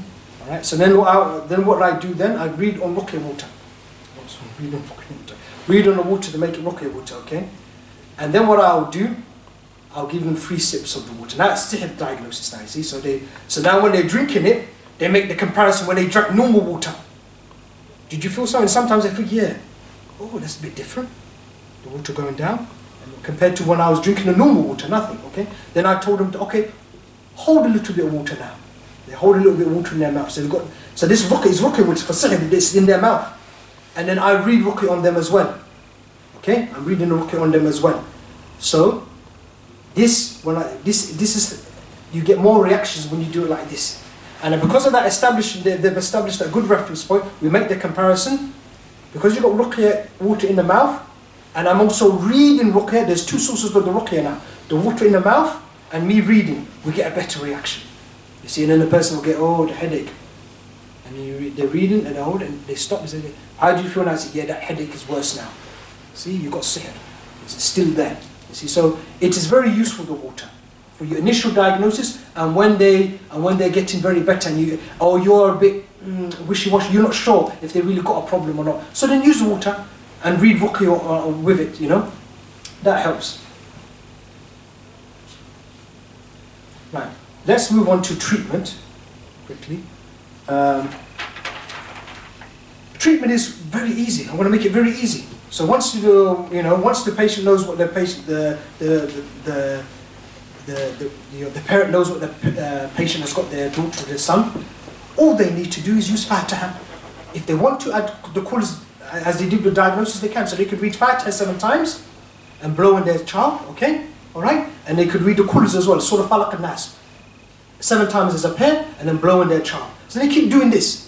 Now they should do this with the intention of asking Allah to cure them of all of their spiritual problems or all of their problems. You can make it very broad, because you can include even physical diseases. And you're asking Allah to cure them from all of their physical diseases, all of their spiritual diseases, so they can get back to worshipping Allah properly. Because really, we're only here to worship Allah. So the reason the parent is doing this, so their son can get back to worshipping Allah. Because we're only here to worship Allah. We're not here to do anything else. You know, the parent wants the child to get better so they can worship Allah properly. Because when you've got these diseases, you can't worship Allah properly. When you've got a jinn inside, it's very difficult to get up for tahajjud. It's difficult to worship Allah. You know, it's just like any illness. Like when you're ill with a cold or a flu, it is difficult to sometimes get up for tahajjud when you've got a cold or a flu. Yes, it can be difficult. You see? So these things, they're impediments. They make things difficult for you. You see? So that's what the intention. They should read on their child with that intention. You know, asking Allah to cure them from everything that they're suffering from, so that they can get back to worshipping Allah properly again. All right? And you can hold the child, your daughter. Now, because you don't have to worry about is it haram to touch or anything. It's your daughter, it's your son. So you can put the hand on their head and read. So I usually do when I'm reading on family, I'll just put my hand on their head, or a brother, you put the hand on and just read. You know, you get close to them, okay? And then you can blow on them as well. So you can read Fatiha 7 times and then blow on them gently. Blow on them gently, okay? And then when you read the qul 7 times a pen, just blow on them. And you just keep doing this. Ideally what they should do, is that you should read on them 15 minutes in the morning and maybe 15 minutes in the evening. And the rest of the time, you should try to get them to do their self-ruqya. Get them to read self-ruqya on themselves. That's what you should do. Okay? You should get them to read to do ruqya on themselves.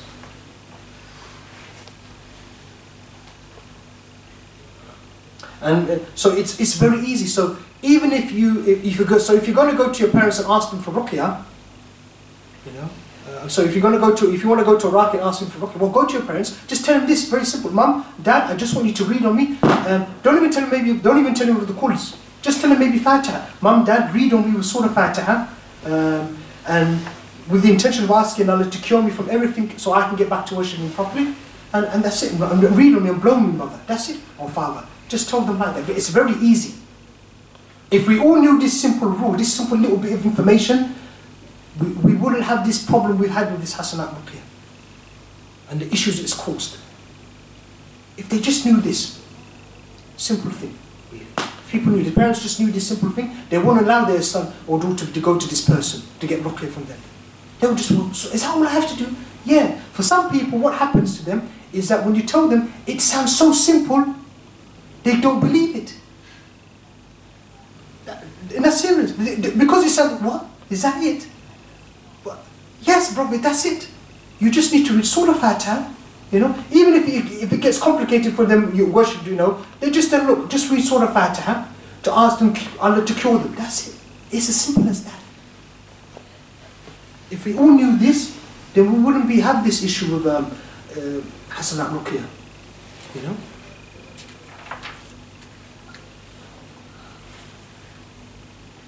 Now there are other treatments which I talk about in on my website, okay, which you could go to my website and you can read. There's a lot of other things there which extra things you can do. Drinking ruqya water, you know, taking habit of soda, honey, you know, washing yourself with certain ingredients. All of these things are very beneficial to you, you know. You know, using hijama, or what I call the jet extraction technique. All of these things very beneficial to the person. You see, if you go to my website, there you see it's in the article, the self-treatment notes. In there, you'll see me talking about all of these things.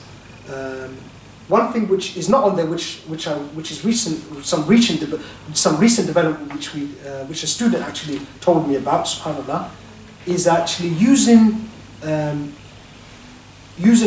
jet procedure, or using the jet improvement procedure with a green laser. Well, I'll show you what you can do, jinn catching, and I was like, no, if you want to get rid of jinn, use hijama. How did I get cured from the jinn possession which I had? I used hijama. You know, I used ruqya to find out where it was. When I found out where it was, it's here, I put a cup there, and I took the jinn out. Alhamdulillah, I made it very easy. Okay, but why it was easy? Because the jinn was stuck there. It couldn't move, it was already stuck there, because I had done a lot of ruqya, alhamdulillah, and it was stuck, it was just waiting to be taken out. So I just put a cup there and removed it. When you've got a jinn which is moving around all over the body, how do you deal with those ones? Well, how you deal with those ones, you use ruqya. So you put the cup on the patient, you put the cup on the patient, and you read ruqya to bring the patient, to bring the jinn into the cup. And then you keep reading the ruqya, and then you take it out like that. Sometimes you will damage the jinn, sometimes you take it out completely, sometimes you don't, but it's very effective. If you keep doing it, inshallah ta'ala, you will get the jinn in the end. You see, one improvement to this, which we talk about, which we don't talk about on the website, which I want to talk about now here, is that I talk about on the website, is that what I call the jet improvement procedure, where you put the cup on, and you pump once, maybe just once, or half a pump, and you leave it there for about 15 minutes. Not everybody can do this, because some people will get blisters. Okay, so it's not for every patient. The patient's got sensitive skin, it's not going to work. But what we found, when you do this, is very effective. You know, because the original procedure, what we used to do was we would put the cup there, and then we'll take it off, and we'll read the ruqya on the person. We're asking Allah to bring the jinn into this area, so we can take them out. Okay. What we found is, well, what one of my students did, they said, that's why I did side, I didn't remove the cup. I just left the cup there. And I pumped it a little bit with that intention of asking Allah, even with the intention of asking Allah to bring everything into that area. Okay, so what happened is the cup now, it sort of sucks the jinns into them. There's some sort of, what's actually happening, but that's what seems to be happening. There's some, this suction affects the jinn. It seems to draw them into it. How that exactly happened, I don't know. But it does seems to be happening, because I remember one of my students, when they said, "Saeed, you know what I did? I did that, and then I checked for jinn possession, and I found that the jinns were in the cup. You know, they had moved from a certain part of the body, and they were all there. And I actually stopped the ruqya for a few minutes, and they still stayed there. So then when I removed the cup and I quickly did the hijama and I, removed the jinn. I said, right, well done. Well, another student, what they said to me while they were doing this procedure, what they did is that they did the same thing. So they're leaving the cup for 15 minutes. Remember, previously, I would not leave it for 15 minutes. I would just read Ruqya, then I'll bring the jinn all into this area and then put the cup and then do everything. What they did, they put the cup there, pumped for 15 minutes, all right, read for 15 minutes, and while they're reading, they got the laser. And they started putting the laser inside there as well, like that. And he said, I got a lot of reactions. And the person was giving me a lot of reactions. I said, that's good. I said, because one of the things with the laser is very effective, but what you find is the jinn can sometimes move away from it. When you've got a static jinn, you put it on there. We've even heard from experience. I mean, it's not good to take experience from there, but we see experience from their jinn. So sometimes the jinn will actually be screaming. So we put the laser there, no reaction. There. And obviously the person's got sins, but subhanAllah, what we do?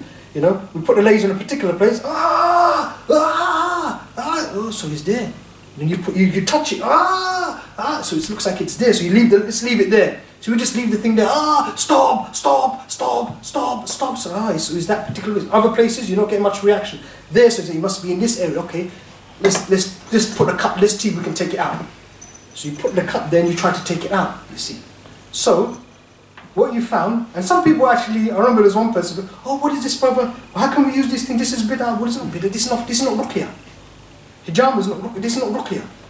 Anything which you find which is going to benefit the patient, remember the Sharia doesn't make a difference between physical diseases and spiritual disease. If you find something helps some disease, let's say, diabetes or whatever like that, and you find it helps the patient, if I take that, whatever they were using, and it benefited the person with jinn possession, I can use it. No problem, nobody can say this is bid'ah or anything like that. So using the laser, this itself is not ruqya. It's just ruqya, how can this be ruqya? It's the same thing as hijama. Is this ruqya or is it ruqya? This is not an act of worship. I don't worship Allah with the hijama, I don't worship Allah with this. So there's no hadith saying that when you use the laser beam, make sure it's this length and it's that length and it has this much. No, because it's just a form of treatment. So treatments, it's not a fixed act of worship. Okay, so there's no harm. Some people get confused and think, can we use this thing? Yes, you can use these things. Okay, so what that student did, they said, when I put that laser in there, brother, okay, and I'm reading the ruqya to bring the jinn in there, asking Allah to bring the jinn there. Why are we asking Allah to bring the jinn there? Okay, this is what we call khuruj ruqya. We're asking the jinn to bring the one place because I can take it out. Put the cup there and take it out. So when I was doing that side, I put that there, and the person got big reactions. I was getting a lot of reactions. I said, that's very good. I said, keep doing that, So what you would do, when you take it off, so you might need two people to do this with you. While one person is actually doing the cuts, hijama cuts, okay, the person, remember, throughout this procedure, the person is reading ruqya.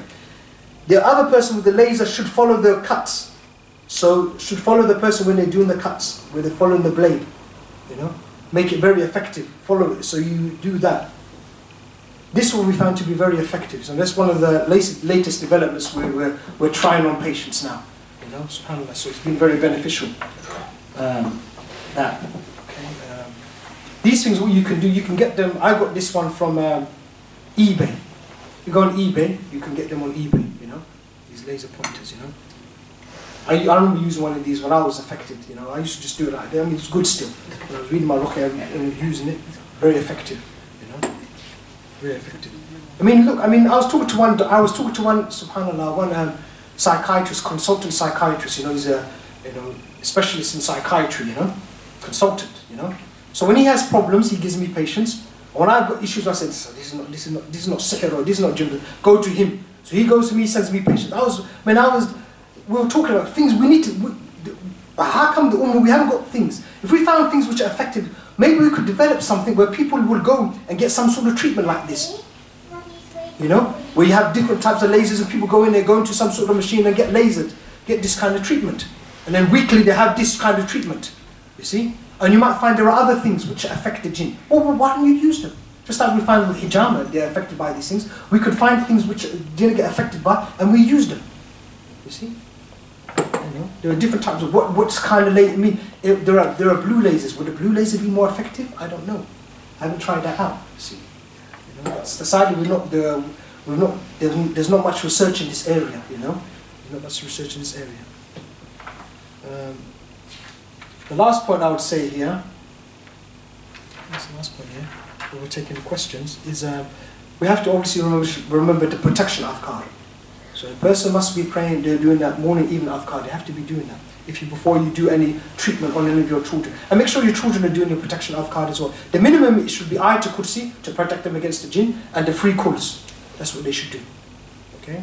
On top of that, what I would recommend is praying the 2 rak'ah for protection. That is, this is one which is actually a forgotten sunnah, which and if you want evidence for that, if you go to my website, go to the self-treatment notes, you'll find that there's a section where I talk about protection afkar, and I talk about the 2 rak'ah. So before you go out of your house, you pray 2 rak'ah, extra prayer. And then you go out, and then Allah will protect you outside. When you come back into your house, you pray another 2 rak'ah, and Allah will protect you while you're in your house. And it's general, so it's for all problems, not only just jinn, from other issues, from humans, car crashes, whatever. Allah will protect you. Very, very important. And sadly, it's a forgotten sunnah. Okay, I think I am done. Alhamdulillah. Let me just check my notes. Yeah, I think alhamdulillah, I'm done. So if we have any questions, is alright for questions? Alright. Dave, if we have any questions, we can ask questions. Anyone here? What's the minimum age that a child can be affected by any of these? Okay, we've seen babies. There's no age limit for these things, So even a baby can have sihr, can have jinn possession, and can have ayn. So that's why it's very important to read with your children. So whenever you're taking them, to read that dua, for protection for your children. You know that dua, yeah? You're reading this one regularly, and you put your hand on one head and you read on them. You've got 2 children, or you've got 1. You just, you obviously have to change the dua, but you read. You have to read on them regularly. Whenever you've got problems, you're worried for them, you read on them.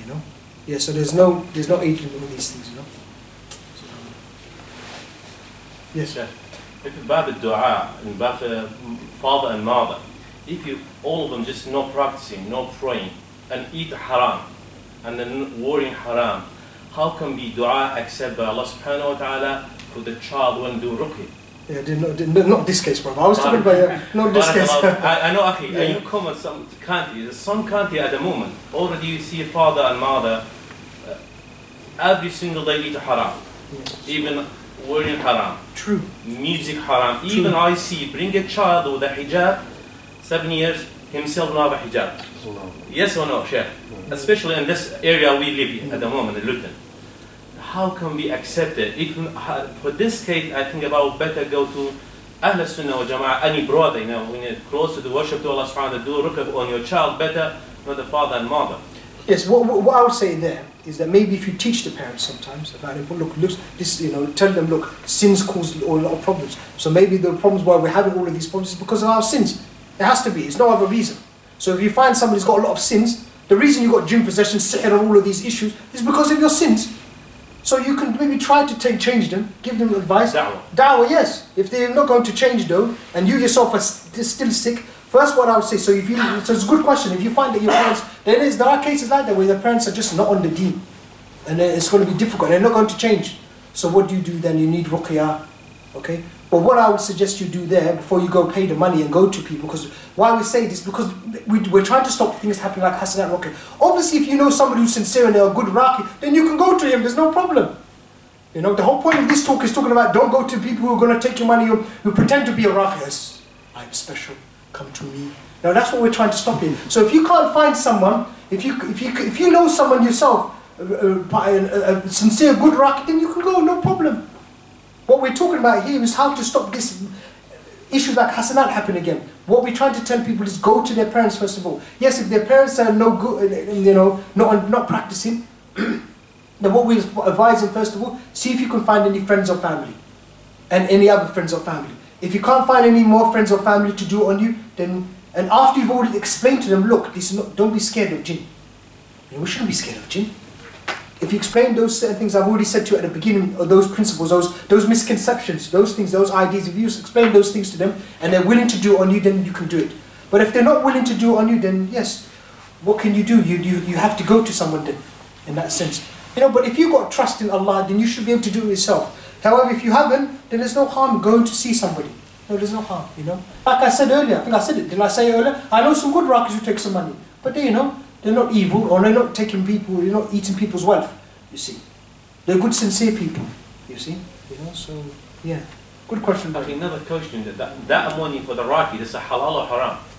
No, I wouldn't say it's haram. I wouldn't say it's haram. I wouldn't say it's you know, this the type of, you know, if you see our country, for example, back home, Pakistan, some country, you know, some qari go on the graveyard, read the Quran.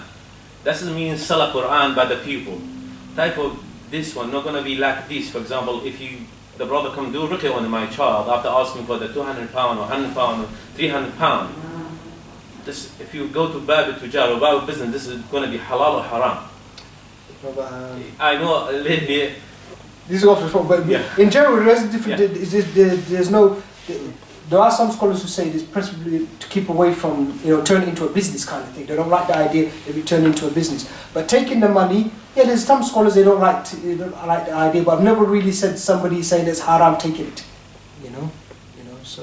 But there is a hadith though regarding that matter. Yeah, I know about this. Yani, I think it was when he read Surah Fatiha. Fatiha, yes, that's right. And he took the payment, yes. Yeah, that's the hadith. So that's what we say. So yes, so that's why we can't say it's haram, you know. Sorry, what I see a lot of the problem when it comes to the money is where our people tend to go to those who are the true charlatans. They are doing sihr. They're giving the ta'weez, they're charging the 600, the 700. Yeah. And it's blindly these are issues not being addressed. And then, I honestly don't have an issue if a Raqi, sincere brother, is charging. If you're bringing him from another city to here, you're covering his time and cost. But it's these issues where, you know, when you were saying, go to our parents, most of the brothers are from subcontinent. You'll find it is the parents who go to the sahibs to bring. You want ruqya, no problem, I'll go get it for you. And they get the sihr for their children. They put it in their pillows and they put it in their clothes. You know, I think that's what the brother was trying to refer to. You know. What you do, like I said, you have to just try to teach them. You try to teach them. You know. But don't. What I would say, don't belittle the du'a from your parents, though. Yeah. Even if they have little understanding of the religion, they don't know too much, you know. But you know that you yourself, they know, you know, they're not doing any shirk or not doing anything strange. Okay, they may have some difference of opinion from the way you are. Okay, but don't belittle their du'a. Ask them, you know, if you're gonna let them read on you. You know, even if they've got, you know, even if there is some sins there, you ask them to read on you. You know. Yes. My question is about, actually I'm one of these skeptic guys, you know. So I believe that 90% of all this stuff is just self-suggestion, because there's well-known NASA experiments in 1940s when they put coin in fire in front of guy, and then they take cold coin and put on his skin and he get burned because he believed that they put him this coin from fire. Yeah. So my question is that do you think that when you make like diagnosis and that man he knows that now I will be checked from treatment, so he's ready, and when you read him from some point he said, yes, I'm feeling now I have something, you know. But basically if this guy he don't know what you are doing or he don't believe in this stuff, he maybe will not feel anything, and then this guy just start to believe himself, yes, I am possessed, then he need ruqya, and basically he spoils his life thinking that he is possessed or he has sihr, but in reality he feel nothing. Because I saw in my life people, when you see him, you know he have jinn inside, there's no doubt, he's going, and you know, yes. And you, or in his room, carpets are going up and shelves, books are flying from shelves, you know, but there are so many cases, like you said, he's not sure, I feel something, I don't feel something, you know, and he says that I'm feeling okay, but he's not okay, you know. So if I feel that I'm okay, so why I have to be worried? I can live all my life possessed, I have sick, but I feel okay, you know. Oh. And then I start to make like self-suggestion, and I start to feel, no, I'm not okay. And then problem starts. I start, you know, see everywhere sihr, I feel that I have possession, but maybe before even I it would not come in my mind that I have this. You're right, brother. Not everything is sihr, but not everything is ayn. But we know that a lot of people would die from ayn, from the hadith, And we know that from going from what I've seen, when I've seen people, there is a lot out there. I was speaking to one doctor, one medical doctor who I trained, and she says to me, I was shocked when she said to me, I said to her, you know what? When I look at the cases we're dealing with, I'd say maybe 50% of the cases are, gene related, and the 50 other cases are maybe physical diseases. She says to me, Saeed, no. After you've taught me, and after I'm a doctor, she says, I'm a doctor. She says 90%. I said, what? That's a bit too much for me. But she's a doctor. She's going by her experience. Now that might be just because of what she's dealing with, because she's only got certain patients, okay? But she's saying that 90% of the physical diseases she's dealing with, she said, they seem to be underlying spiritual disease causing the problem, you see. There's no doubt, brother, there are some people who think they've got something and they don't have anything. But what it is, it's a dua. When you sincerely ask Allah, He will show you. That's the main point. What we see, I've never really had the problem where have I got something or have I not got something. Or read and see if you've got something. Find out. If you sincerely ask Allah, you beseech Allah, you will find out. You will find out. So there's no need to worry about it's going to cause this. What we're teaching the people is going to cause paranoia, or people are going to go start thinking everything is or everybody's possessed. No, you can find out if you are by just doing a. If you're sincere to Allah, He will show you. I'm telling you, He will show you. If you're sincere to Allah, you will know. So, for instance, we had there was a case. I'm trying to think of the case now. Yes, there was a case where a sister, she reads on her husband, and he gets reactions. Okay, so he's possessed. She goes to the Raqi, took him to the Raqi, and he was just sitting there, nothing happened. And then she said, Saeed, why did that happen? And I said, you know why? I said, there could be sins, could be other things, but I said also another reason why it could happen is because, as I mentioned, the sins of the Raqi, sins of the husband, that could be a sin. But there's another reason here. Okay, we talk about your husband. Did your husband really want the ruqya from you or that man? Could that be the reason? So I said, ask him. When you talk to him, ask him, does he want the ruqya from him? Does he want ruqya from him? And she asked us, he didn't want the ruqya. So sometimes, if the person doesn't want the ruqya, it doesn't work. Because he doesn't want the ruqya from them. What I'm trying to say here, the heart is very important. So you have to be sincere to Allah. If you think you've got something, or just read ruqya yourself. How do I know I'm cured? Because I sincerely asked and read on myself, no reactions. Oh, before I was getting reactions, clear reactions. Read on myself now, nothing. So if you're sincere to Allah, you won't have this problem, brother. The other people won't have their problem. That's why sometimes self-ruqya is better. But rather than sometimes going to ask people to read on you or something like this, if the person's sincere and they really ask Allah, then they would know. They wouldn't be in doubt. They wouldn't be in doubt about this. Really. Do you understand what I'm trying to say? It's that you won't be doubt. It's just to do that. So because we've never had a case where, brother, I think I've got it, I've not got it. I said, then what it comes down to is sins. And I said, really beseech Allah. You really ask, you'll see, He will show it to you. He will show it to you. Yes. When you do diagnosis, do you sometimes ask? You don't like to ask about sins or things, but do you ask about experience, life, psychological, like causes? Like he didn't get his A level, his dad died when he was only 8 years old. The divorce of his parents.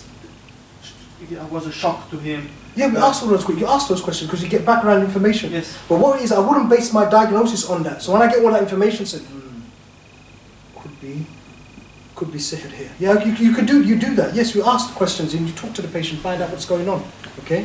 Because through those questions, you can sometimes try to work out what type of sihr they've got when they've got sihr. So you can check. Looks like you've got the sihr of divorce. I don't know. Then it looks like you got sihr of divorce, then you read for the sihr of divorce, then you get reaction, say, you got sihr of divorce, you're right, that's why you got this problem. So yes, you should ask those kind of questions, but you don't base your diagnosis just on that. Some people make the mistake where they base their diagnosis on the history. Meaning, what are they doing? They're basically treating the spiritual diseases like the physical diseases. Physical diseases, the doctor will ask you all these questions. Then he says, you've got diabetes. Right? That's what he would say from that. But for the spiritual disease, you can't do that. You can take all the information. It's okay, good. I've got all this information now. Looks like it's sihr, but we need to do final confirmation, and then you read. And then when you get reaction, it says, yes, you've got sihr. And would it happen that you notice that, for example, many things need to be sorted out in his life or her life before trying to diagnose any like sihr or whatever, because it's like sometimes people like they don't have a good married life, or they're struggling with their children or whatever, so it looks like maybe they're not possessed. It's just because first of all try to bring back that love with your husband or things, and hopefully you find everything is good. Well, it depends sometimes. Remember, like I said to you, sometimes the jinn can play games. They can give you a type of waswas which makes you feel good. So remember, there's a type of sihr which make you love your wife. So brother, maybe the side is giving you different. Say, I'm feeling wonderful. So doesn't this person check for his sihr? So I'm more in love with my wife now. What has happened? You know. So now because sihr has been done on him. So if he just looks at, if we look at this like that, then we're never going to check for certain things. So we don't base it on these things. If you think you've got something, then you need to check. Or if you're, me personally, I would say for, the way I've seen what I've seen, and the way I didn't even know I had this problem, I would say, look, there's no harm. You're not doing anything if you check yourself for those things. You know, you're not doing any bid'ah, you're not doing anything haram. If you ask Allah to show if you've got any sihr on yourself, or I would say check yourself. Because sometimes, like I said, you could have very strong iman and you don't feel anything in your, but you've got something, you've got ayn, which if you leave these things alone, it becomes something else. What we've seen with the ayn, it becomes other diseases. It turns into cancer, it turns into diabetes, it turns into and there's a lot of the ummah, there's a lot of ayn out there. More so than the sihr, because ayn is very easy, bang. You know, people can give it to them very easily. You know? So people need to check themselves. So I wouldn't base it on this, let's get your life better and that. Yeah, I would say check yourself, bro. It's just upon knowledge. I mean, it's more about what I see around me. Like lots of people sometimes they say, oh, it's sin, oh, it's evil eye, or straight away they jump on. Straight away, no, they're wrong. Why? No, they should. Yeah, but it's normal. I mean, you wake up at 11 o'clock. It's normal that your manager is shouting at you. So it's not because you're possessed. So yeah, that's right. So what they do? So what do we got? We've got the diagnosis. So don't. So I never say. So we never base anything on these things. So when I say, I've never made any diagnosis of somebody where it's this is it. I say, it could be. Could it be? Yeah. It could. Why don't you check? You know, you might have it. So just check yourself. So that's why it's important. Don't. And remember, sometimes the sihr or a jinn, it can give you waswas, make you feel good. Brother, I'm feeling really good these days. I mean, you know. Sometimes it could play around with you. You know. So then, are you advising that every single person should do a diagnosis? I would say, for me personally, after what I went through, Akhi, this is just on my own experience. I mean, you know, yes, I would. Yeah, it's my experience. I would say, yeah, because what I went through, I was shocked. What is this? I've got a jinn in me. I've got ayn. I've got hasad. I had hasad as well. And then I started treatment. I got better. Alhamdulillah. So after what I went through, yeah, I told my friends, look, just check yourselves. You've got nothing to lose. You're not doing anything haram. Just check yourself. But if you don't want to check yourself, no problem as well. You can check yourself. You don't have to check yourself. No problem. But after what I went through, yeah, everybody I know, I told me, yeah, check yourself. Even when I check my wife, check my daughter, to check me, check. You know, check everybody who I sort of personally knew. You know. Yeah. So that's my advice. I would say everybody check yourself and check your children. You know. Yeah. So we'll go to somebody else. Okay. Let's start. Some of the Rakis, you know, when you talked about communicating with the jinn, the shirk, some of the Rakis asked the jinn, who sent you? Is it sihr? Is it to this? Is that shirk as well? Yeah, shirk. You're seeking help from the jinn. That's what Shaykh Fawzan says. Don't ask him anything. Don't ask anything. Don't ask him anything. You know, you're seeking help from the jinn. Don't ask him. Just say, get out, get out, get out, get out, get out. Just say. That's all you say to him. We don't need it. We don't need to talk to them. You know. Some people, they get very happy when the jinn speak. It's speaking. You know. Or I remember one person telling me, why do you go to this rakah? Because he makes the jinn speak. No, this didn't make the jinn speak. The sins made the jinn speak. That's why the sins making the jinn speak. That's what's happened there, you know. It's about epilepsy. The epilepsy gonna be for the ruqya gonna be good or no? somebody have epilepsy, sometimes, like you say, they have to do ruqya or something. This is true? Yes, ruqya is good for ruqya is for all physical diseases, all spiritual diseases. There is some epilepsy which is to do with the jinn, and there is some epilepsy which is not to do with jinn, which is another thing. Which but even that one we can use ruqya for. What we had a case where the poor sister, she had a son who had epileptic fits regularly. When I read ruqya, and what she did, she kept on reading. Alhamdulillah, the kid is no more fits now. Alhamdulillah, he can walk, go to school, because he used to fall down every hour or every few hours. He would have a fit, But then she kept on doing ruqya on him. Alhamdulillah, he's cured from it. Yeah, so ruqya wonderful for that type of epilepsy which is caused by the jinn. Yes, should a husband and wife do ruqya each other first, or should you just go straight to their parents? I would say, husbands do on themselves and then go to their parents, or for diagnosis, or for diagnosis. Should they check each other, or should they just ask the parents to check? I would say check yourselves. Check yourselves first of all, because then maybe you don't want to trouble the parents, because the parents get worried. Don't worry the parents. They're going to go, what, jinn? You're going to worry them. Check yourselves. You find there's nothing there. Okay, then go to them. Then go to them. That's what you should do. Quick comment and a question. Yeah. I think a majority of the population would fall either into everything is because of sihr, or nothing is because of sihr. Nothing is there, yeah. And the truth is in between. Yeah, the truth is in between, that's right. So, given the fact that you said that we should all do self-ruqya, based on your opinion, the majority, one half of the majority is like, this is going to be a jinn. Is that healthy? No, it's not healthy, right? That's, you've got to have. See, remember, that's just my experience. You see, because I didn't know anything about it for so many years. You see, but yes, not all my advice is good. I'm going to be correct on anything, but I'm going by my experience. What I would say here is, those people. So what I would say here, I would advise you to do it, but then you have to check yourselves. I don't need to. I think I'm quite fine.